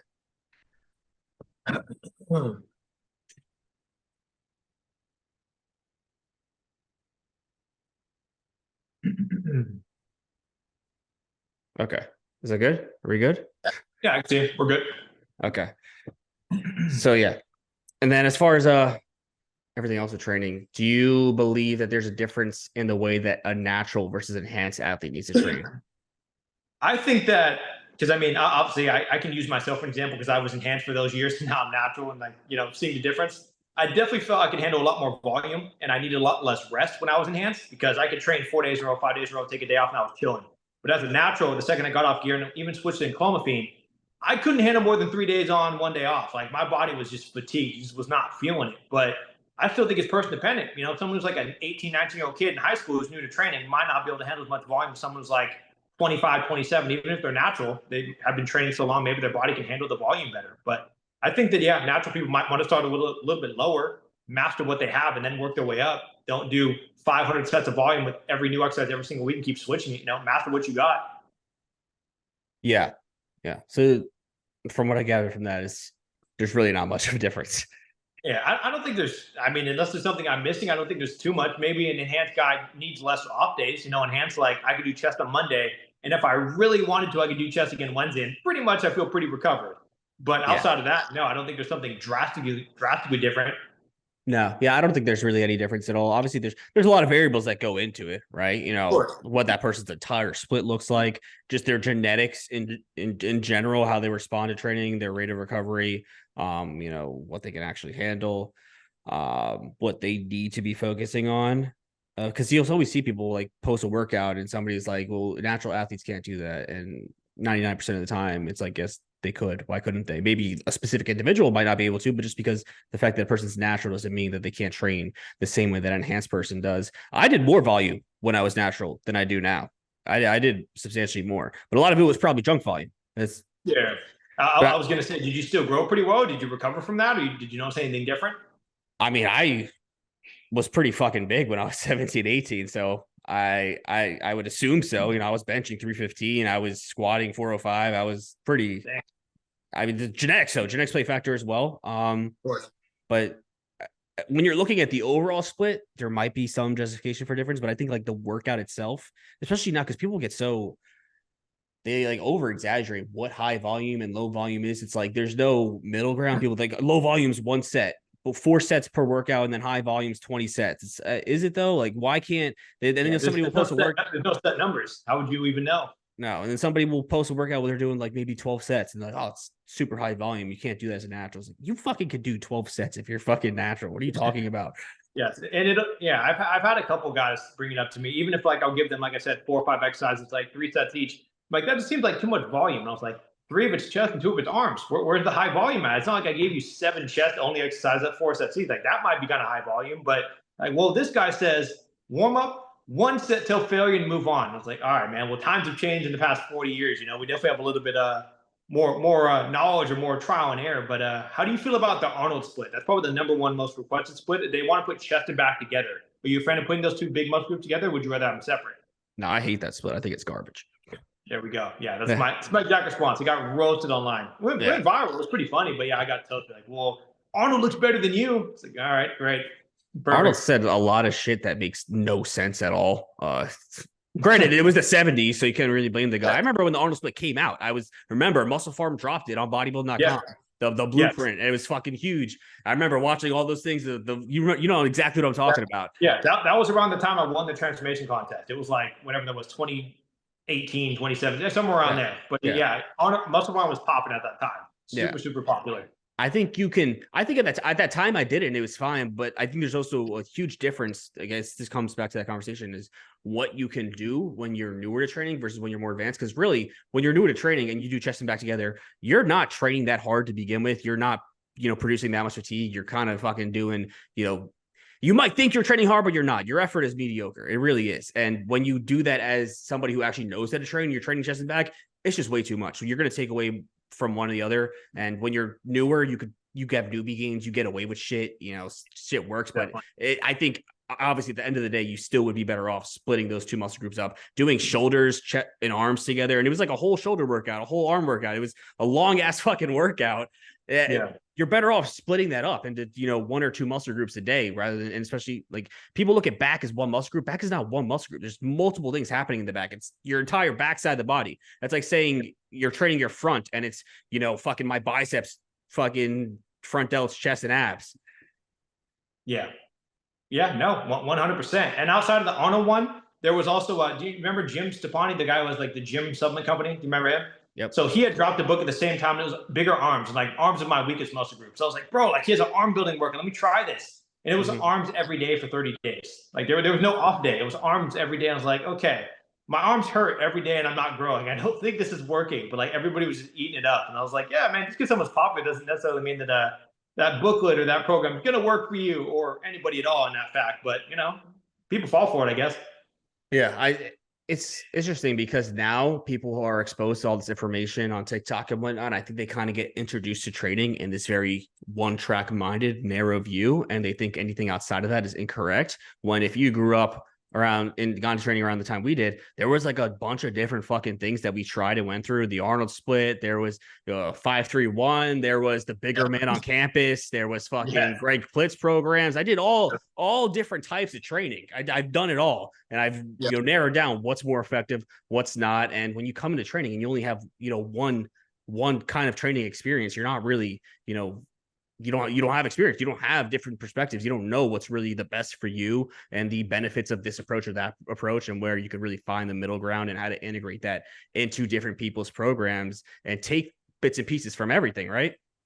Yeah, no, I mean, at the end of the day, you got to see what works with you. That's why I encourage people to try a lot, especially if you don't have a coach. You know, there's endless for information, especially when we were younger. Like, yeah, we had those like 5 random programs. The bigger guy on campus, I remember that's unlocked in my brain. I remember that. But no, there's so many different programs nowadays that are free. And even then, like I know you have training programs, I have training programs. Like everybody has training programs. You can go try that coach's style. If you don't like it, that's great. You only wasted $30 and you can go try somebody else's program. Or there's a lot of stuff on, you know, free online, but try it. But I think people, especially people that like buy consultations with me, they'll be like, okay, I did this program, I bought it from whoever, I did it 2 weeks and I'm on to the next one. Like they didn't even give their body a chance to like try it, you know, like adapt to it, continue building up volume, building up strength. Like they just, it's either going to make them big in a week or it's not. They just keep switching. It's odd to me.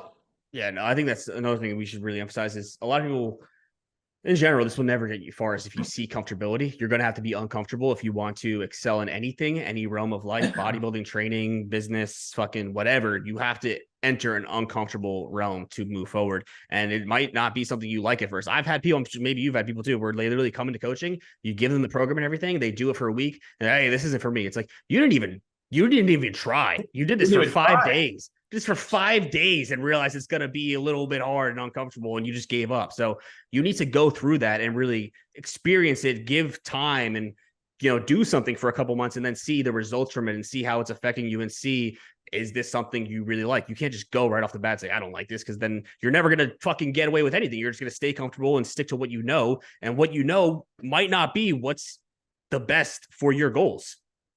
And I think people don't really have that long of an attention span anymore, man. I'm pretty sure social media has fried people's ability to watch things that are longer than like 10 seconds. They can't even commit to things in real life that's long. So no, I see it a lot of my, like I said, my younger clients, like, because like my demographic goes from like 18 to like 70. So like I definitely have a different clientele base all over the place. And I can tell the 18 to 22, if it's not like changing week to week, like they're just not stimulated. I'm like, man, I'm not going to change your training every week and your diet every week just because you're bored. You know, you can't be bored when you've only been doing it for 3 weeks. It's not how it works.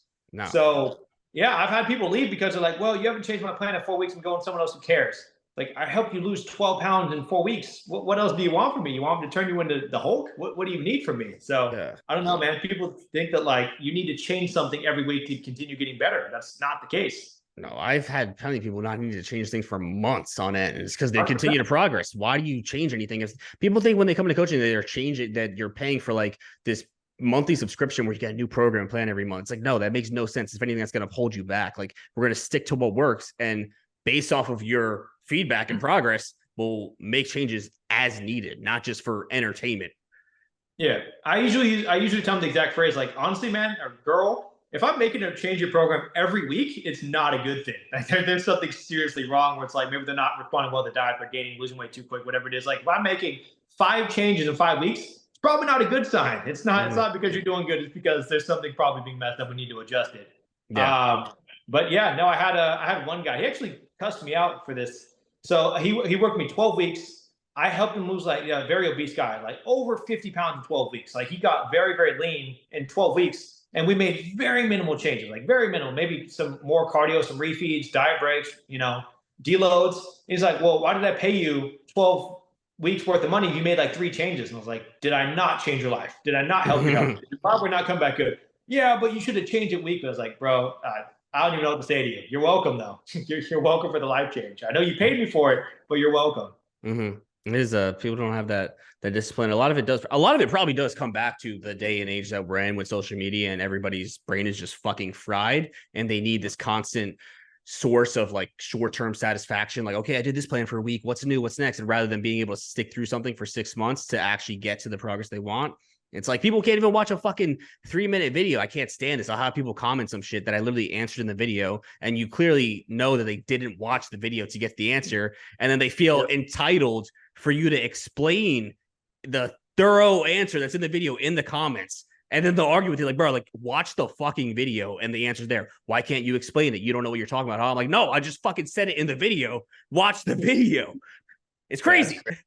Even when the videos are 1 minute, man, I'll have a 50-second video talking about, cardio versus diet and show prep. And be like, well, what if I want to have more cardio? What happens to like, the diet? It's like, bro, did you even watch the video? Did you just watch the first 2 seconds and not watch the other 23 seconds of the video? Like I answered it. That was the only topic I discussed here. So no, man, I think people just want you to answer it, or like they'll get upset. I don't know if it happens to you in DMs, but I'll get on a bad day 5, on a good day 5, on a bad day like 20 DMs a day. Just all these crazy topics. And like sometimes I'll answer if it's like a valid question, need help, but gear, I don't answer it. And I'll give them like a simple 1-word answer, like, damn, bro, I was a loyal fan. Like, that's how you do me. I was like, your question was, do I lower volume or increase it? And I put increase, and you're unhappy. I answered what you wanted. So I don't know, man. People just want so much stuff for free when we don't have to answer at all. Like, we're just being nice. We're trying to be helpful. No, yeah, there's definitely people that I appreciate, people that do understand the value that we are trying to provide, and they watch the podcast and they listen. There's definitely people out there, but then I can't fucking stand the entitlement. It happens every day. People want you to explain everything. I'm not explaining physiology and nutrition in a TikTok comment, bro. Like I literally said, I have a whole 2-hour podcast going into depth on this, and this is going to clear everything up for you. It's going to teach you how insulin sensitivity works, how everything works, and you're going to have a clear understanding. But because you don't want to watch that and you want me to explain it in a TikTok comment, now you're going to sit here and argue with me and say that I don't know what I'm talking about because I can't explain it to you that simply. And even if I do, you're still going to argue with me because you don't understand the concept in general. Like the information's out there, go watch the fucking video, but they would rather just feel superior because you can't get them to give them the answer they want. It's crazy, man. Social media is a wild place. I mean, I'll say, lucky for me, I've never had a weird interaction in person, but I've always had some weird interaction in comments or like DMs, bro. Always on a daily basis. In real life, people are really nice, but you never know. People are definitely insane. No, those people they will never do that in person because people do that online because they've been taught that there's no consequences online. They could just get away with saying whatever, impressing people and like acting this fucking egomaniac way. But nobody would ever do that in person because for one, you'd be fucking embarrassed. You know how childish and immature and you look just acting like that. So they hide behind the fake profiles and they go on the internet and I don't know, it probably gives them some sense of purpose in life. There's one particular time that so I know he was an adult, maybe like 28, 29-year-old dude. And like he would always talk shit to me, bro. Just no like theme behind, just whatever my video was, he'd find a way to talk shit. And I was like, bro, fuck this guy. Like, what's this dude's problem? I just ignored it, right? And I recognized because he had a profile, like it's a normal guy, and like I recognized his big ass neck tattoo. We crossed paths at the gym, and I double take and I look at him, I'm like, I recognize that guy from somewhere. He's like, bro, Kodi, big fan, bro. Like, I love your content. I love the show prep series. I love the storytelling. I'm like, you legit been talking shit to me for 2 weeks, bro. I was like, you be talking bad shit. I recognize the tattoos. Like, nah, bro, I was just trying to get your attention. I was like, fuck these guys, man. It's so weird. Like, they don't have that same energy in person, but they'll try and fight you on like a keyboard. I'm not gonna fight anybody in real life either, but you know what I'm trying to say. Like, they're not gonna have that energy in person at all. No, never. People just they feel powerful behind the keyboard, and I don't know. It's annoying. That's why I just block people.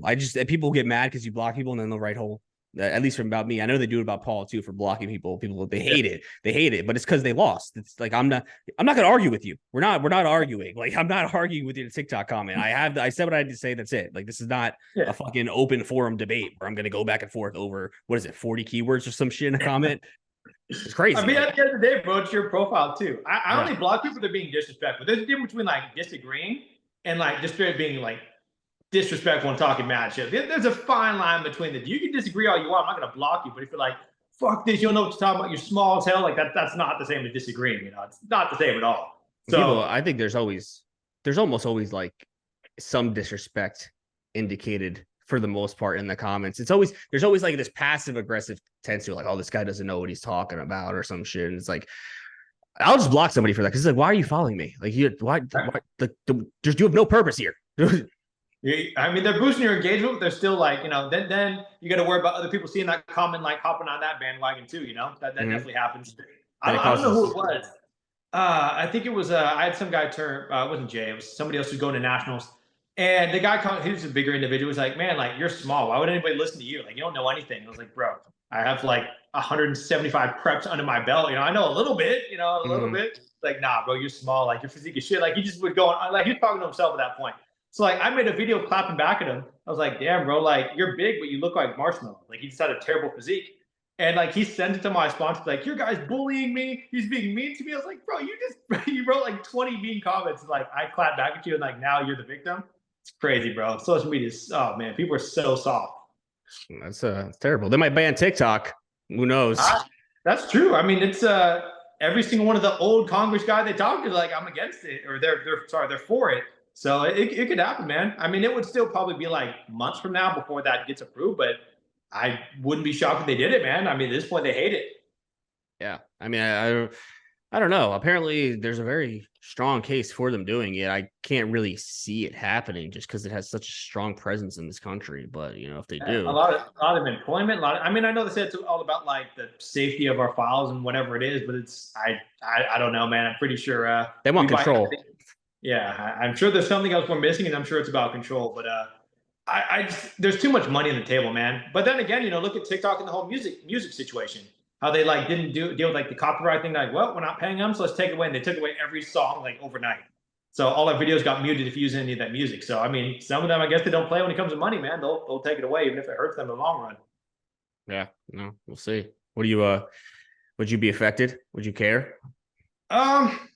Probably just because I like posting like 4 or 5 videos a day on TikTok, and I can't do that on Instagram. Like, people would be annoyed if she dropped 5 videos a day, but like YouTube Shorts is cool. I don't mind it. Instagram, it's cool, but I prefer TikTok personally. If I had to say it, just give me a little bit more freedom to talk about whatever. Instagram, it gets censored, believe it or not. I get more censored on Instagram than I do on TikTok, which is usually the other way around. Yeah, it's weird. I don't know how it works, but I can't talk about women. I've figured it out. Like, I can't talk about contest work. Like, even if it's positive, I can't talk about women. My video will either get flagged or it'll get like shadow banned. It'll get like 5 views. I don't understand how people are posting videos. I don't talk about women anymore. I don't understand how people post videos of them injecting themselves and not get taken down. Nice. It's because they got the music playing in the background, bro. So it's entertainment. Yeah, just shooting up heroin on the fucking edit, the CapCut edit, shooting up heroin. It's interesting, man. Obviously, I work with a TRT clinic, so like we can see the demographic of people that reach out, and it's no longer 25 to 30. It's like 16 to 19 that's getting help because they've shut themselves down, man. There's definitely gonna be a shitstorm in the next 3 to 4 years when people realize you can't run Trend and Deca 2-3 years in a row and bounce back. It's not gonna happen, you know. So it's definitely slowly happening that these people are reaching out, and you're not gonna get approved for TRT yet. Just because your levels are shut down at 18, you're not getting approved for TRT. It's not gonna happen. So it's gonna be different, man. You know, all these kids that are hopping on gear and documenting, like, obviously we don't want them to get hurt, but I'm sure something bad is gonna happen in the near future. What do you mean bad? Bad is in like some of the cycles I see. They're no like, let's say when you're younger, I'm sure there's something you messed up on, but for the most part, a lot of people do like, let's touch Anavar and test. Like, let's start pretty moderate. I genuinely have people, mostly college age for the most of them are college age, 18 to 22. And they've been doing 2, 3, 4 cycles of Trend, bro. Like, they take breaks, but like, they're like, oh, I'm on my 6th cycle of Trend. I'm on 23. Like, I'm sure at some point that's going to have some sort of repercussions, you know, like that's what I mean. Like, they're going to be permanently shut down. because not all of them are going to be bodybuilders. Very few of them are ever going to continue competing. They're just going to be permanently shut down, and some of them don't want to pin themselves anymore. Oh So that's no. why that's from what I've been told. That's why a lot of clinics don't give a lot of people TRT, because it's kind of like a lifelong commitment to a certain extent. So they don't want to give someone TRT and have to be like, well, I've been doing it 10 years, I'm done with it, you know? So they try and give them something else instead. But they're going to get shut down early is what I'm trying to say. And they're going to regret that aspect. Yeah, no, I mean, you get shut down after one cycle. It all depends on the person. That's true. I went from 330 to 300. You know, I lost what little points I had. Yeah, yeah. So I mean, if you're gonna take anything, I think you need to pretty much accept the fact that you're using TRT for life. Like, know that when you get on. How do you feel about people doing doing like the SARMS versus gear? You know, they're like, oh well, RAD is safer than test. MK is safer than GH. This is safer than that. Like, how do you feel about the comparison? Do you think that at that point, suck it up and just do gear, or do you think that that'd be a good starting point for people who are scared of needles? I fucking hate SARMs. I can't believe it's still even being used to this day. I feel like we already established the fact that there's just it will shut you down. You're not replacing your exogenous testosterone. We don't know the long-term side effects. We do know that some of them have bad side effects. You've seen people like literally go blind off this shit. Yep. There's no purpose for them. Though I remember when they first were introduced. I don't know if that was when they first were introduced, but before they were ever popular and like people started talks about them. This is like almost 10 years ago. They were talked about as a way to integrate into a cycle, not to use alone. That's what. So I was a senior in college 2017. I was a junior 2016. So yeah, they were introduced to me 2016, and I didn't know much about them. I only knew about regular gear, and I was introduced to Rad 140, to S4, to GW, like all that whole bundle of things there. And the way they were marketed to me is that they are steroids without side effects. They're new science. They're liquid. You don't inject them. There's no liver toxicity. You run them in between cycles. You run a cycle, SARM cycle. I'm like, hell yeah, bro. I just finished this test in Deca cycle. Let me go hop on SARMs.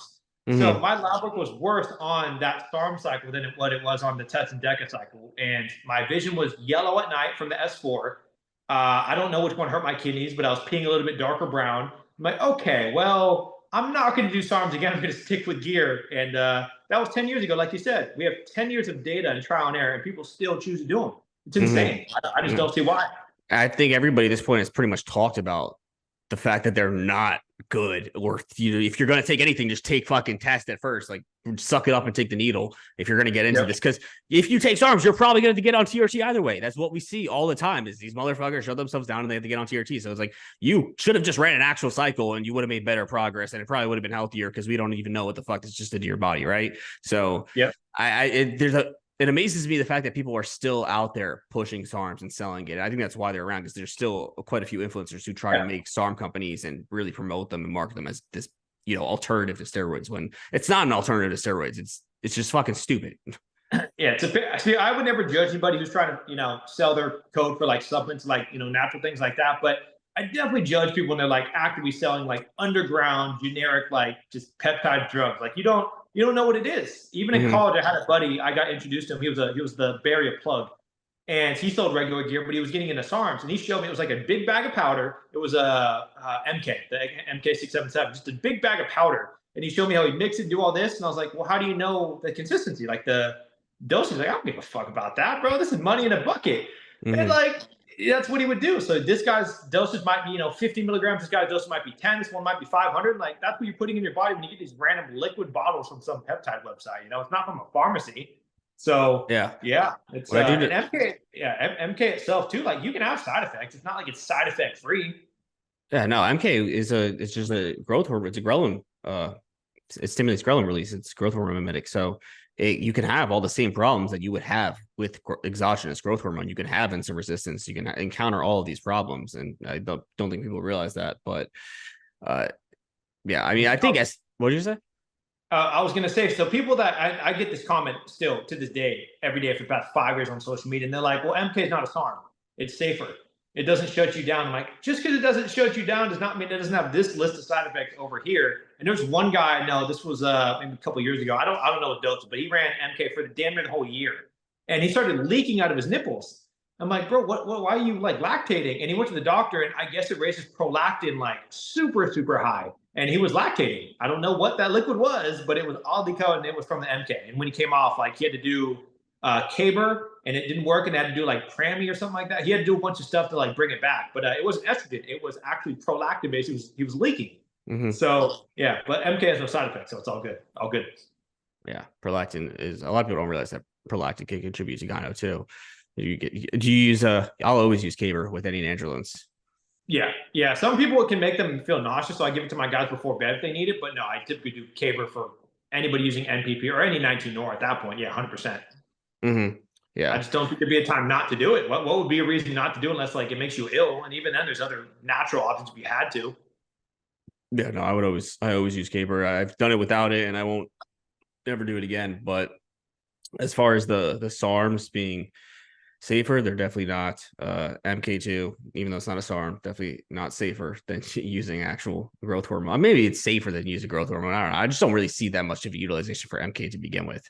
I got the prescription one because Transcend had it for hunger purposes. And, like I took it for like 30 days, and like I obviously I felt a little bit fuller.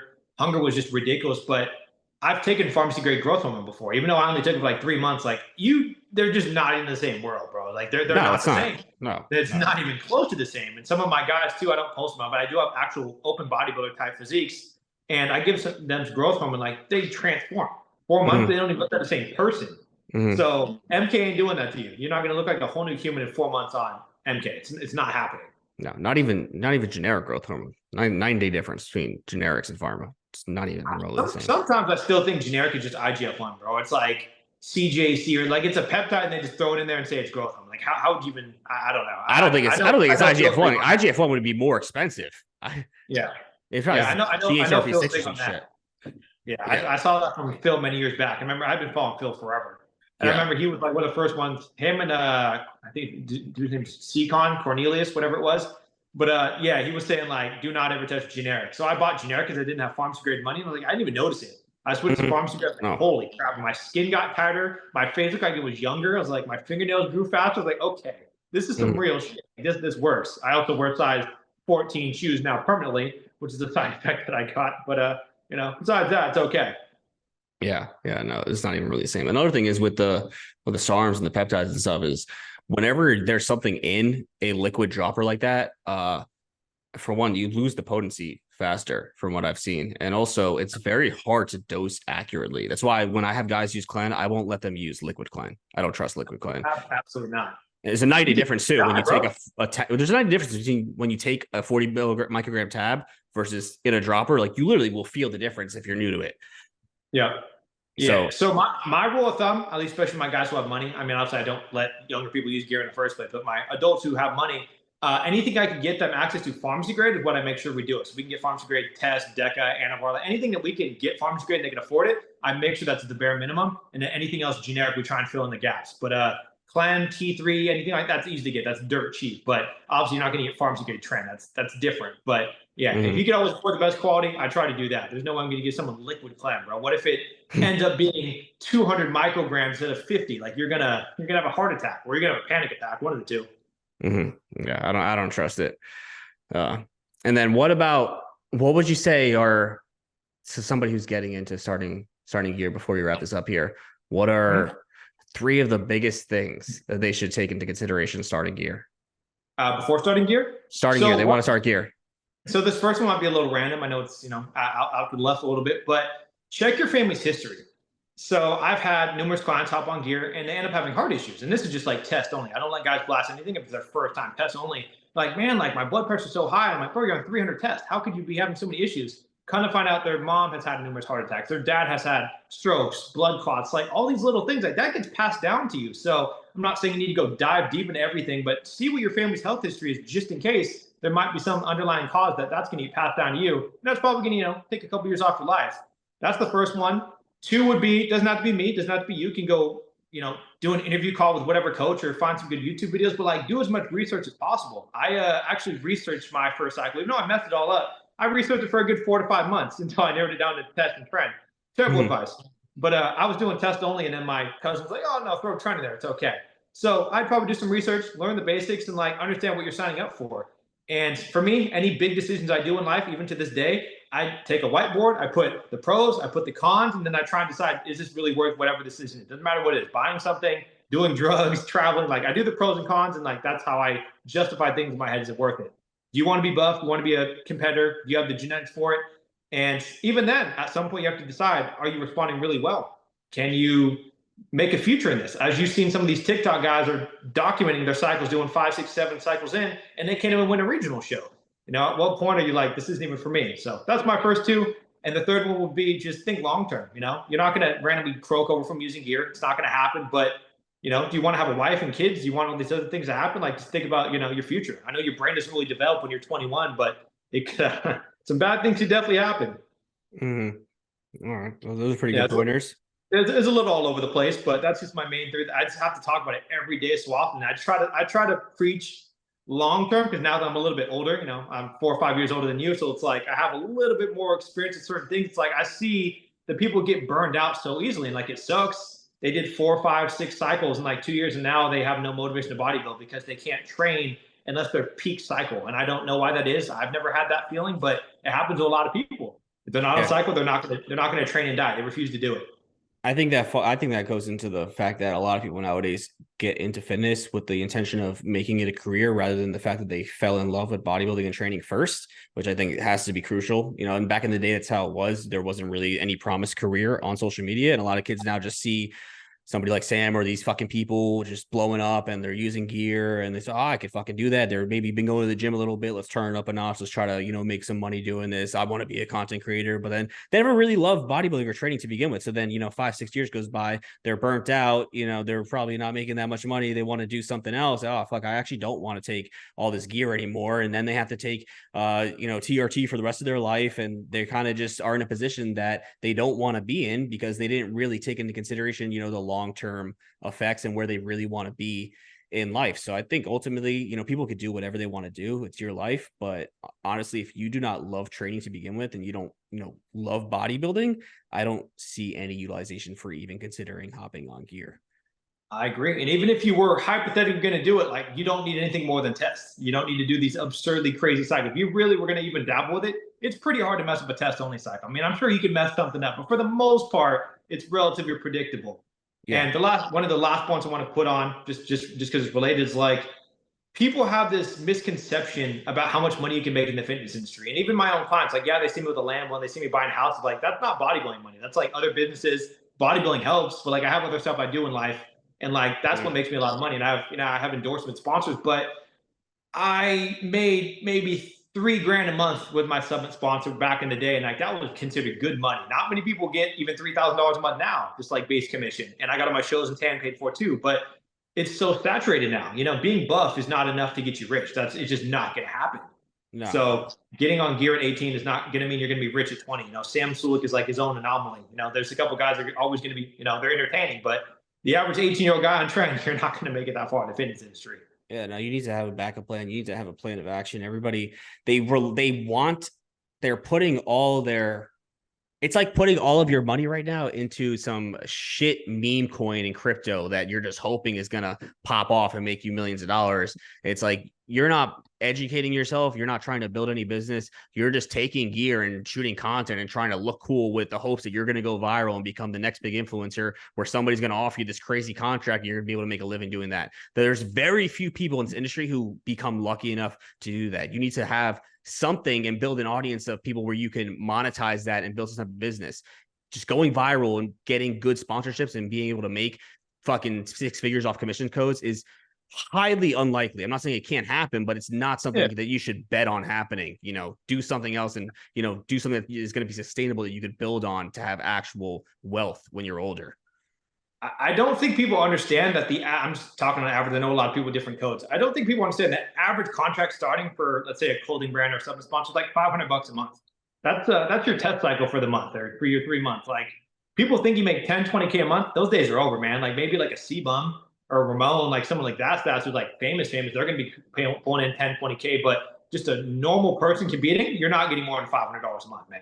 You'd be lucky if you got that. Yeah, if you even get that, the majority, 99% of sponsorships are going to put you on a sliding scale where it's only based off of how much you sell, right? So if you're not selling shit, you won't make any money. So you need to Yeah. have people who are going to buy from you. Like getting a standard set base is almost non-existent unless you're a professional bodybuilder. And even still then, it's very rare. Very few companies do that. So it really just relies on your ability to sell the products, which comes down to people trusting you because like, you know, like me and Kodi, people trust the products that we put out because we have built an audience off of educating people and not just posting shirtless fucking pictures. If you just post shirtless pictures, you'll maybe get some sales off a hype pre-workout, but nobody's good. A lot of people aren't going to buy, you know, health supplementation or a lot of shit from you if they don't know that you actually are trustworthy and know what the fuck you're talking about. You looking good doesn't mean you know what you're talking about. And people, you know, realize that for the most part. It's not like the days when it was just muscle magazines. And I wish it was still those days, honestly, because I feel like you would have made so much fucking money just from being a bodybuilder.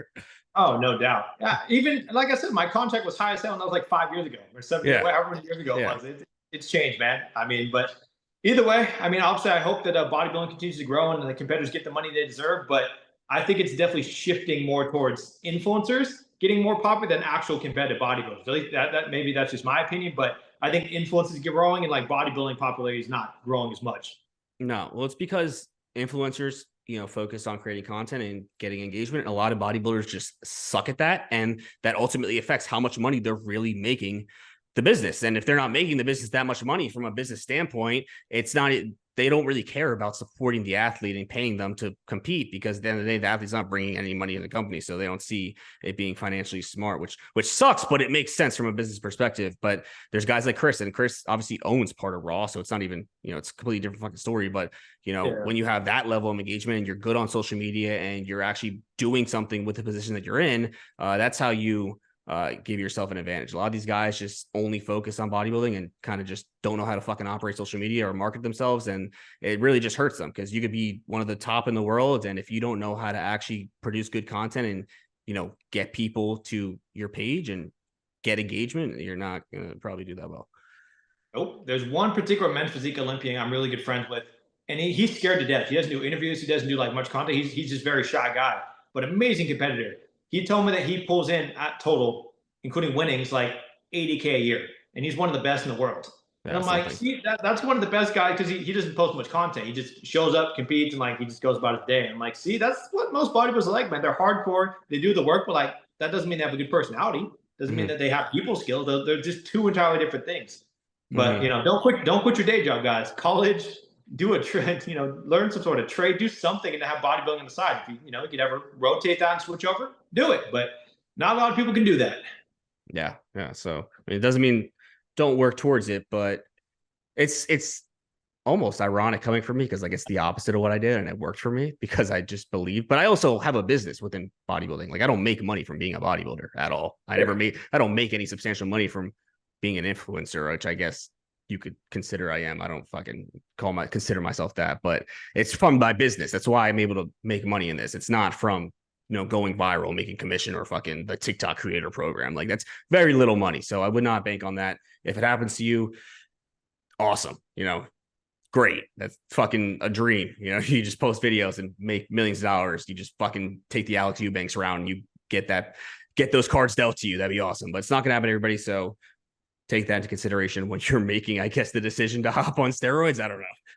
Yeah, I mean, you should probably make sure that you're either really funny or really good looking because you know not everybody's going to be able to make it Alex Eubank status, man. It's a big following, but anything's possible. You know, dream big. Yeah. Is there anything you want to plug? Anything you want to talk about? Anything you're doing here before we hop off? Not really. I mean, honestly, all jokes aside, I can't handle any more clients, so I don't even talk about coaching clients anymore. I can't Oh yeah. handle it anymore. Do So you no, have I don't really have anything else to plug. I was happy to be here, talk about my life, and document the team dial disease study. So that's all I got on my end. all right. Well, best of luck with that. I'm sure you'll keep everybody updated on what you continue to figure out. If you're able to overcome it and figure all that out, it'd be pretty cool. Make you more knowledgeable. That's the one thing I gathered from my whole thing with growth hormone is that I learned a lot about the immune system and the body, and I was forced to do that. So there's silver linings to everything. You know, I'm sure you fucking maybe you didn't even know what the fuck mast cell syndrome was before that.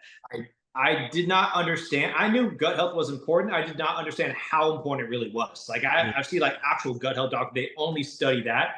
And the amount of probiotics, digestive enzymes, different types of magnesium, zinc, like all these things, bro, they're amazing. Like they could change your gut health instantly. Like mine's more severe, but no, definitely do not neglect your gut health. That's why I don't have people eat junk food, so you destroy your gut health, which is going to stem back to your immune system. But that's a whole different rant for another day. But definitely, Yeah. I'll talk about as time goes on. Yep. Yeah. Well, all right, man. Thanks for coming on. Appreciate you. Yeah. And we'll see you on the next episode of Brass Tack Bodybuilding. Peace out.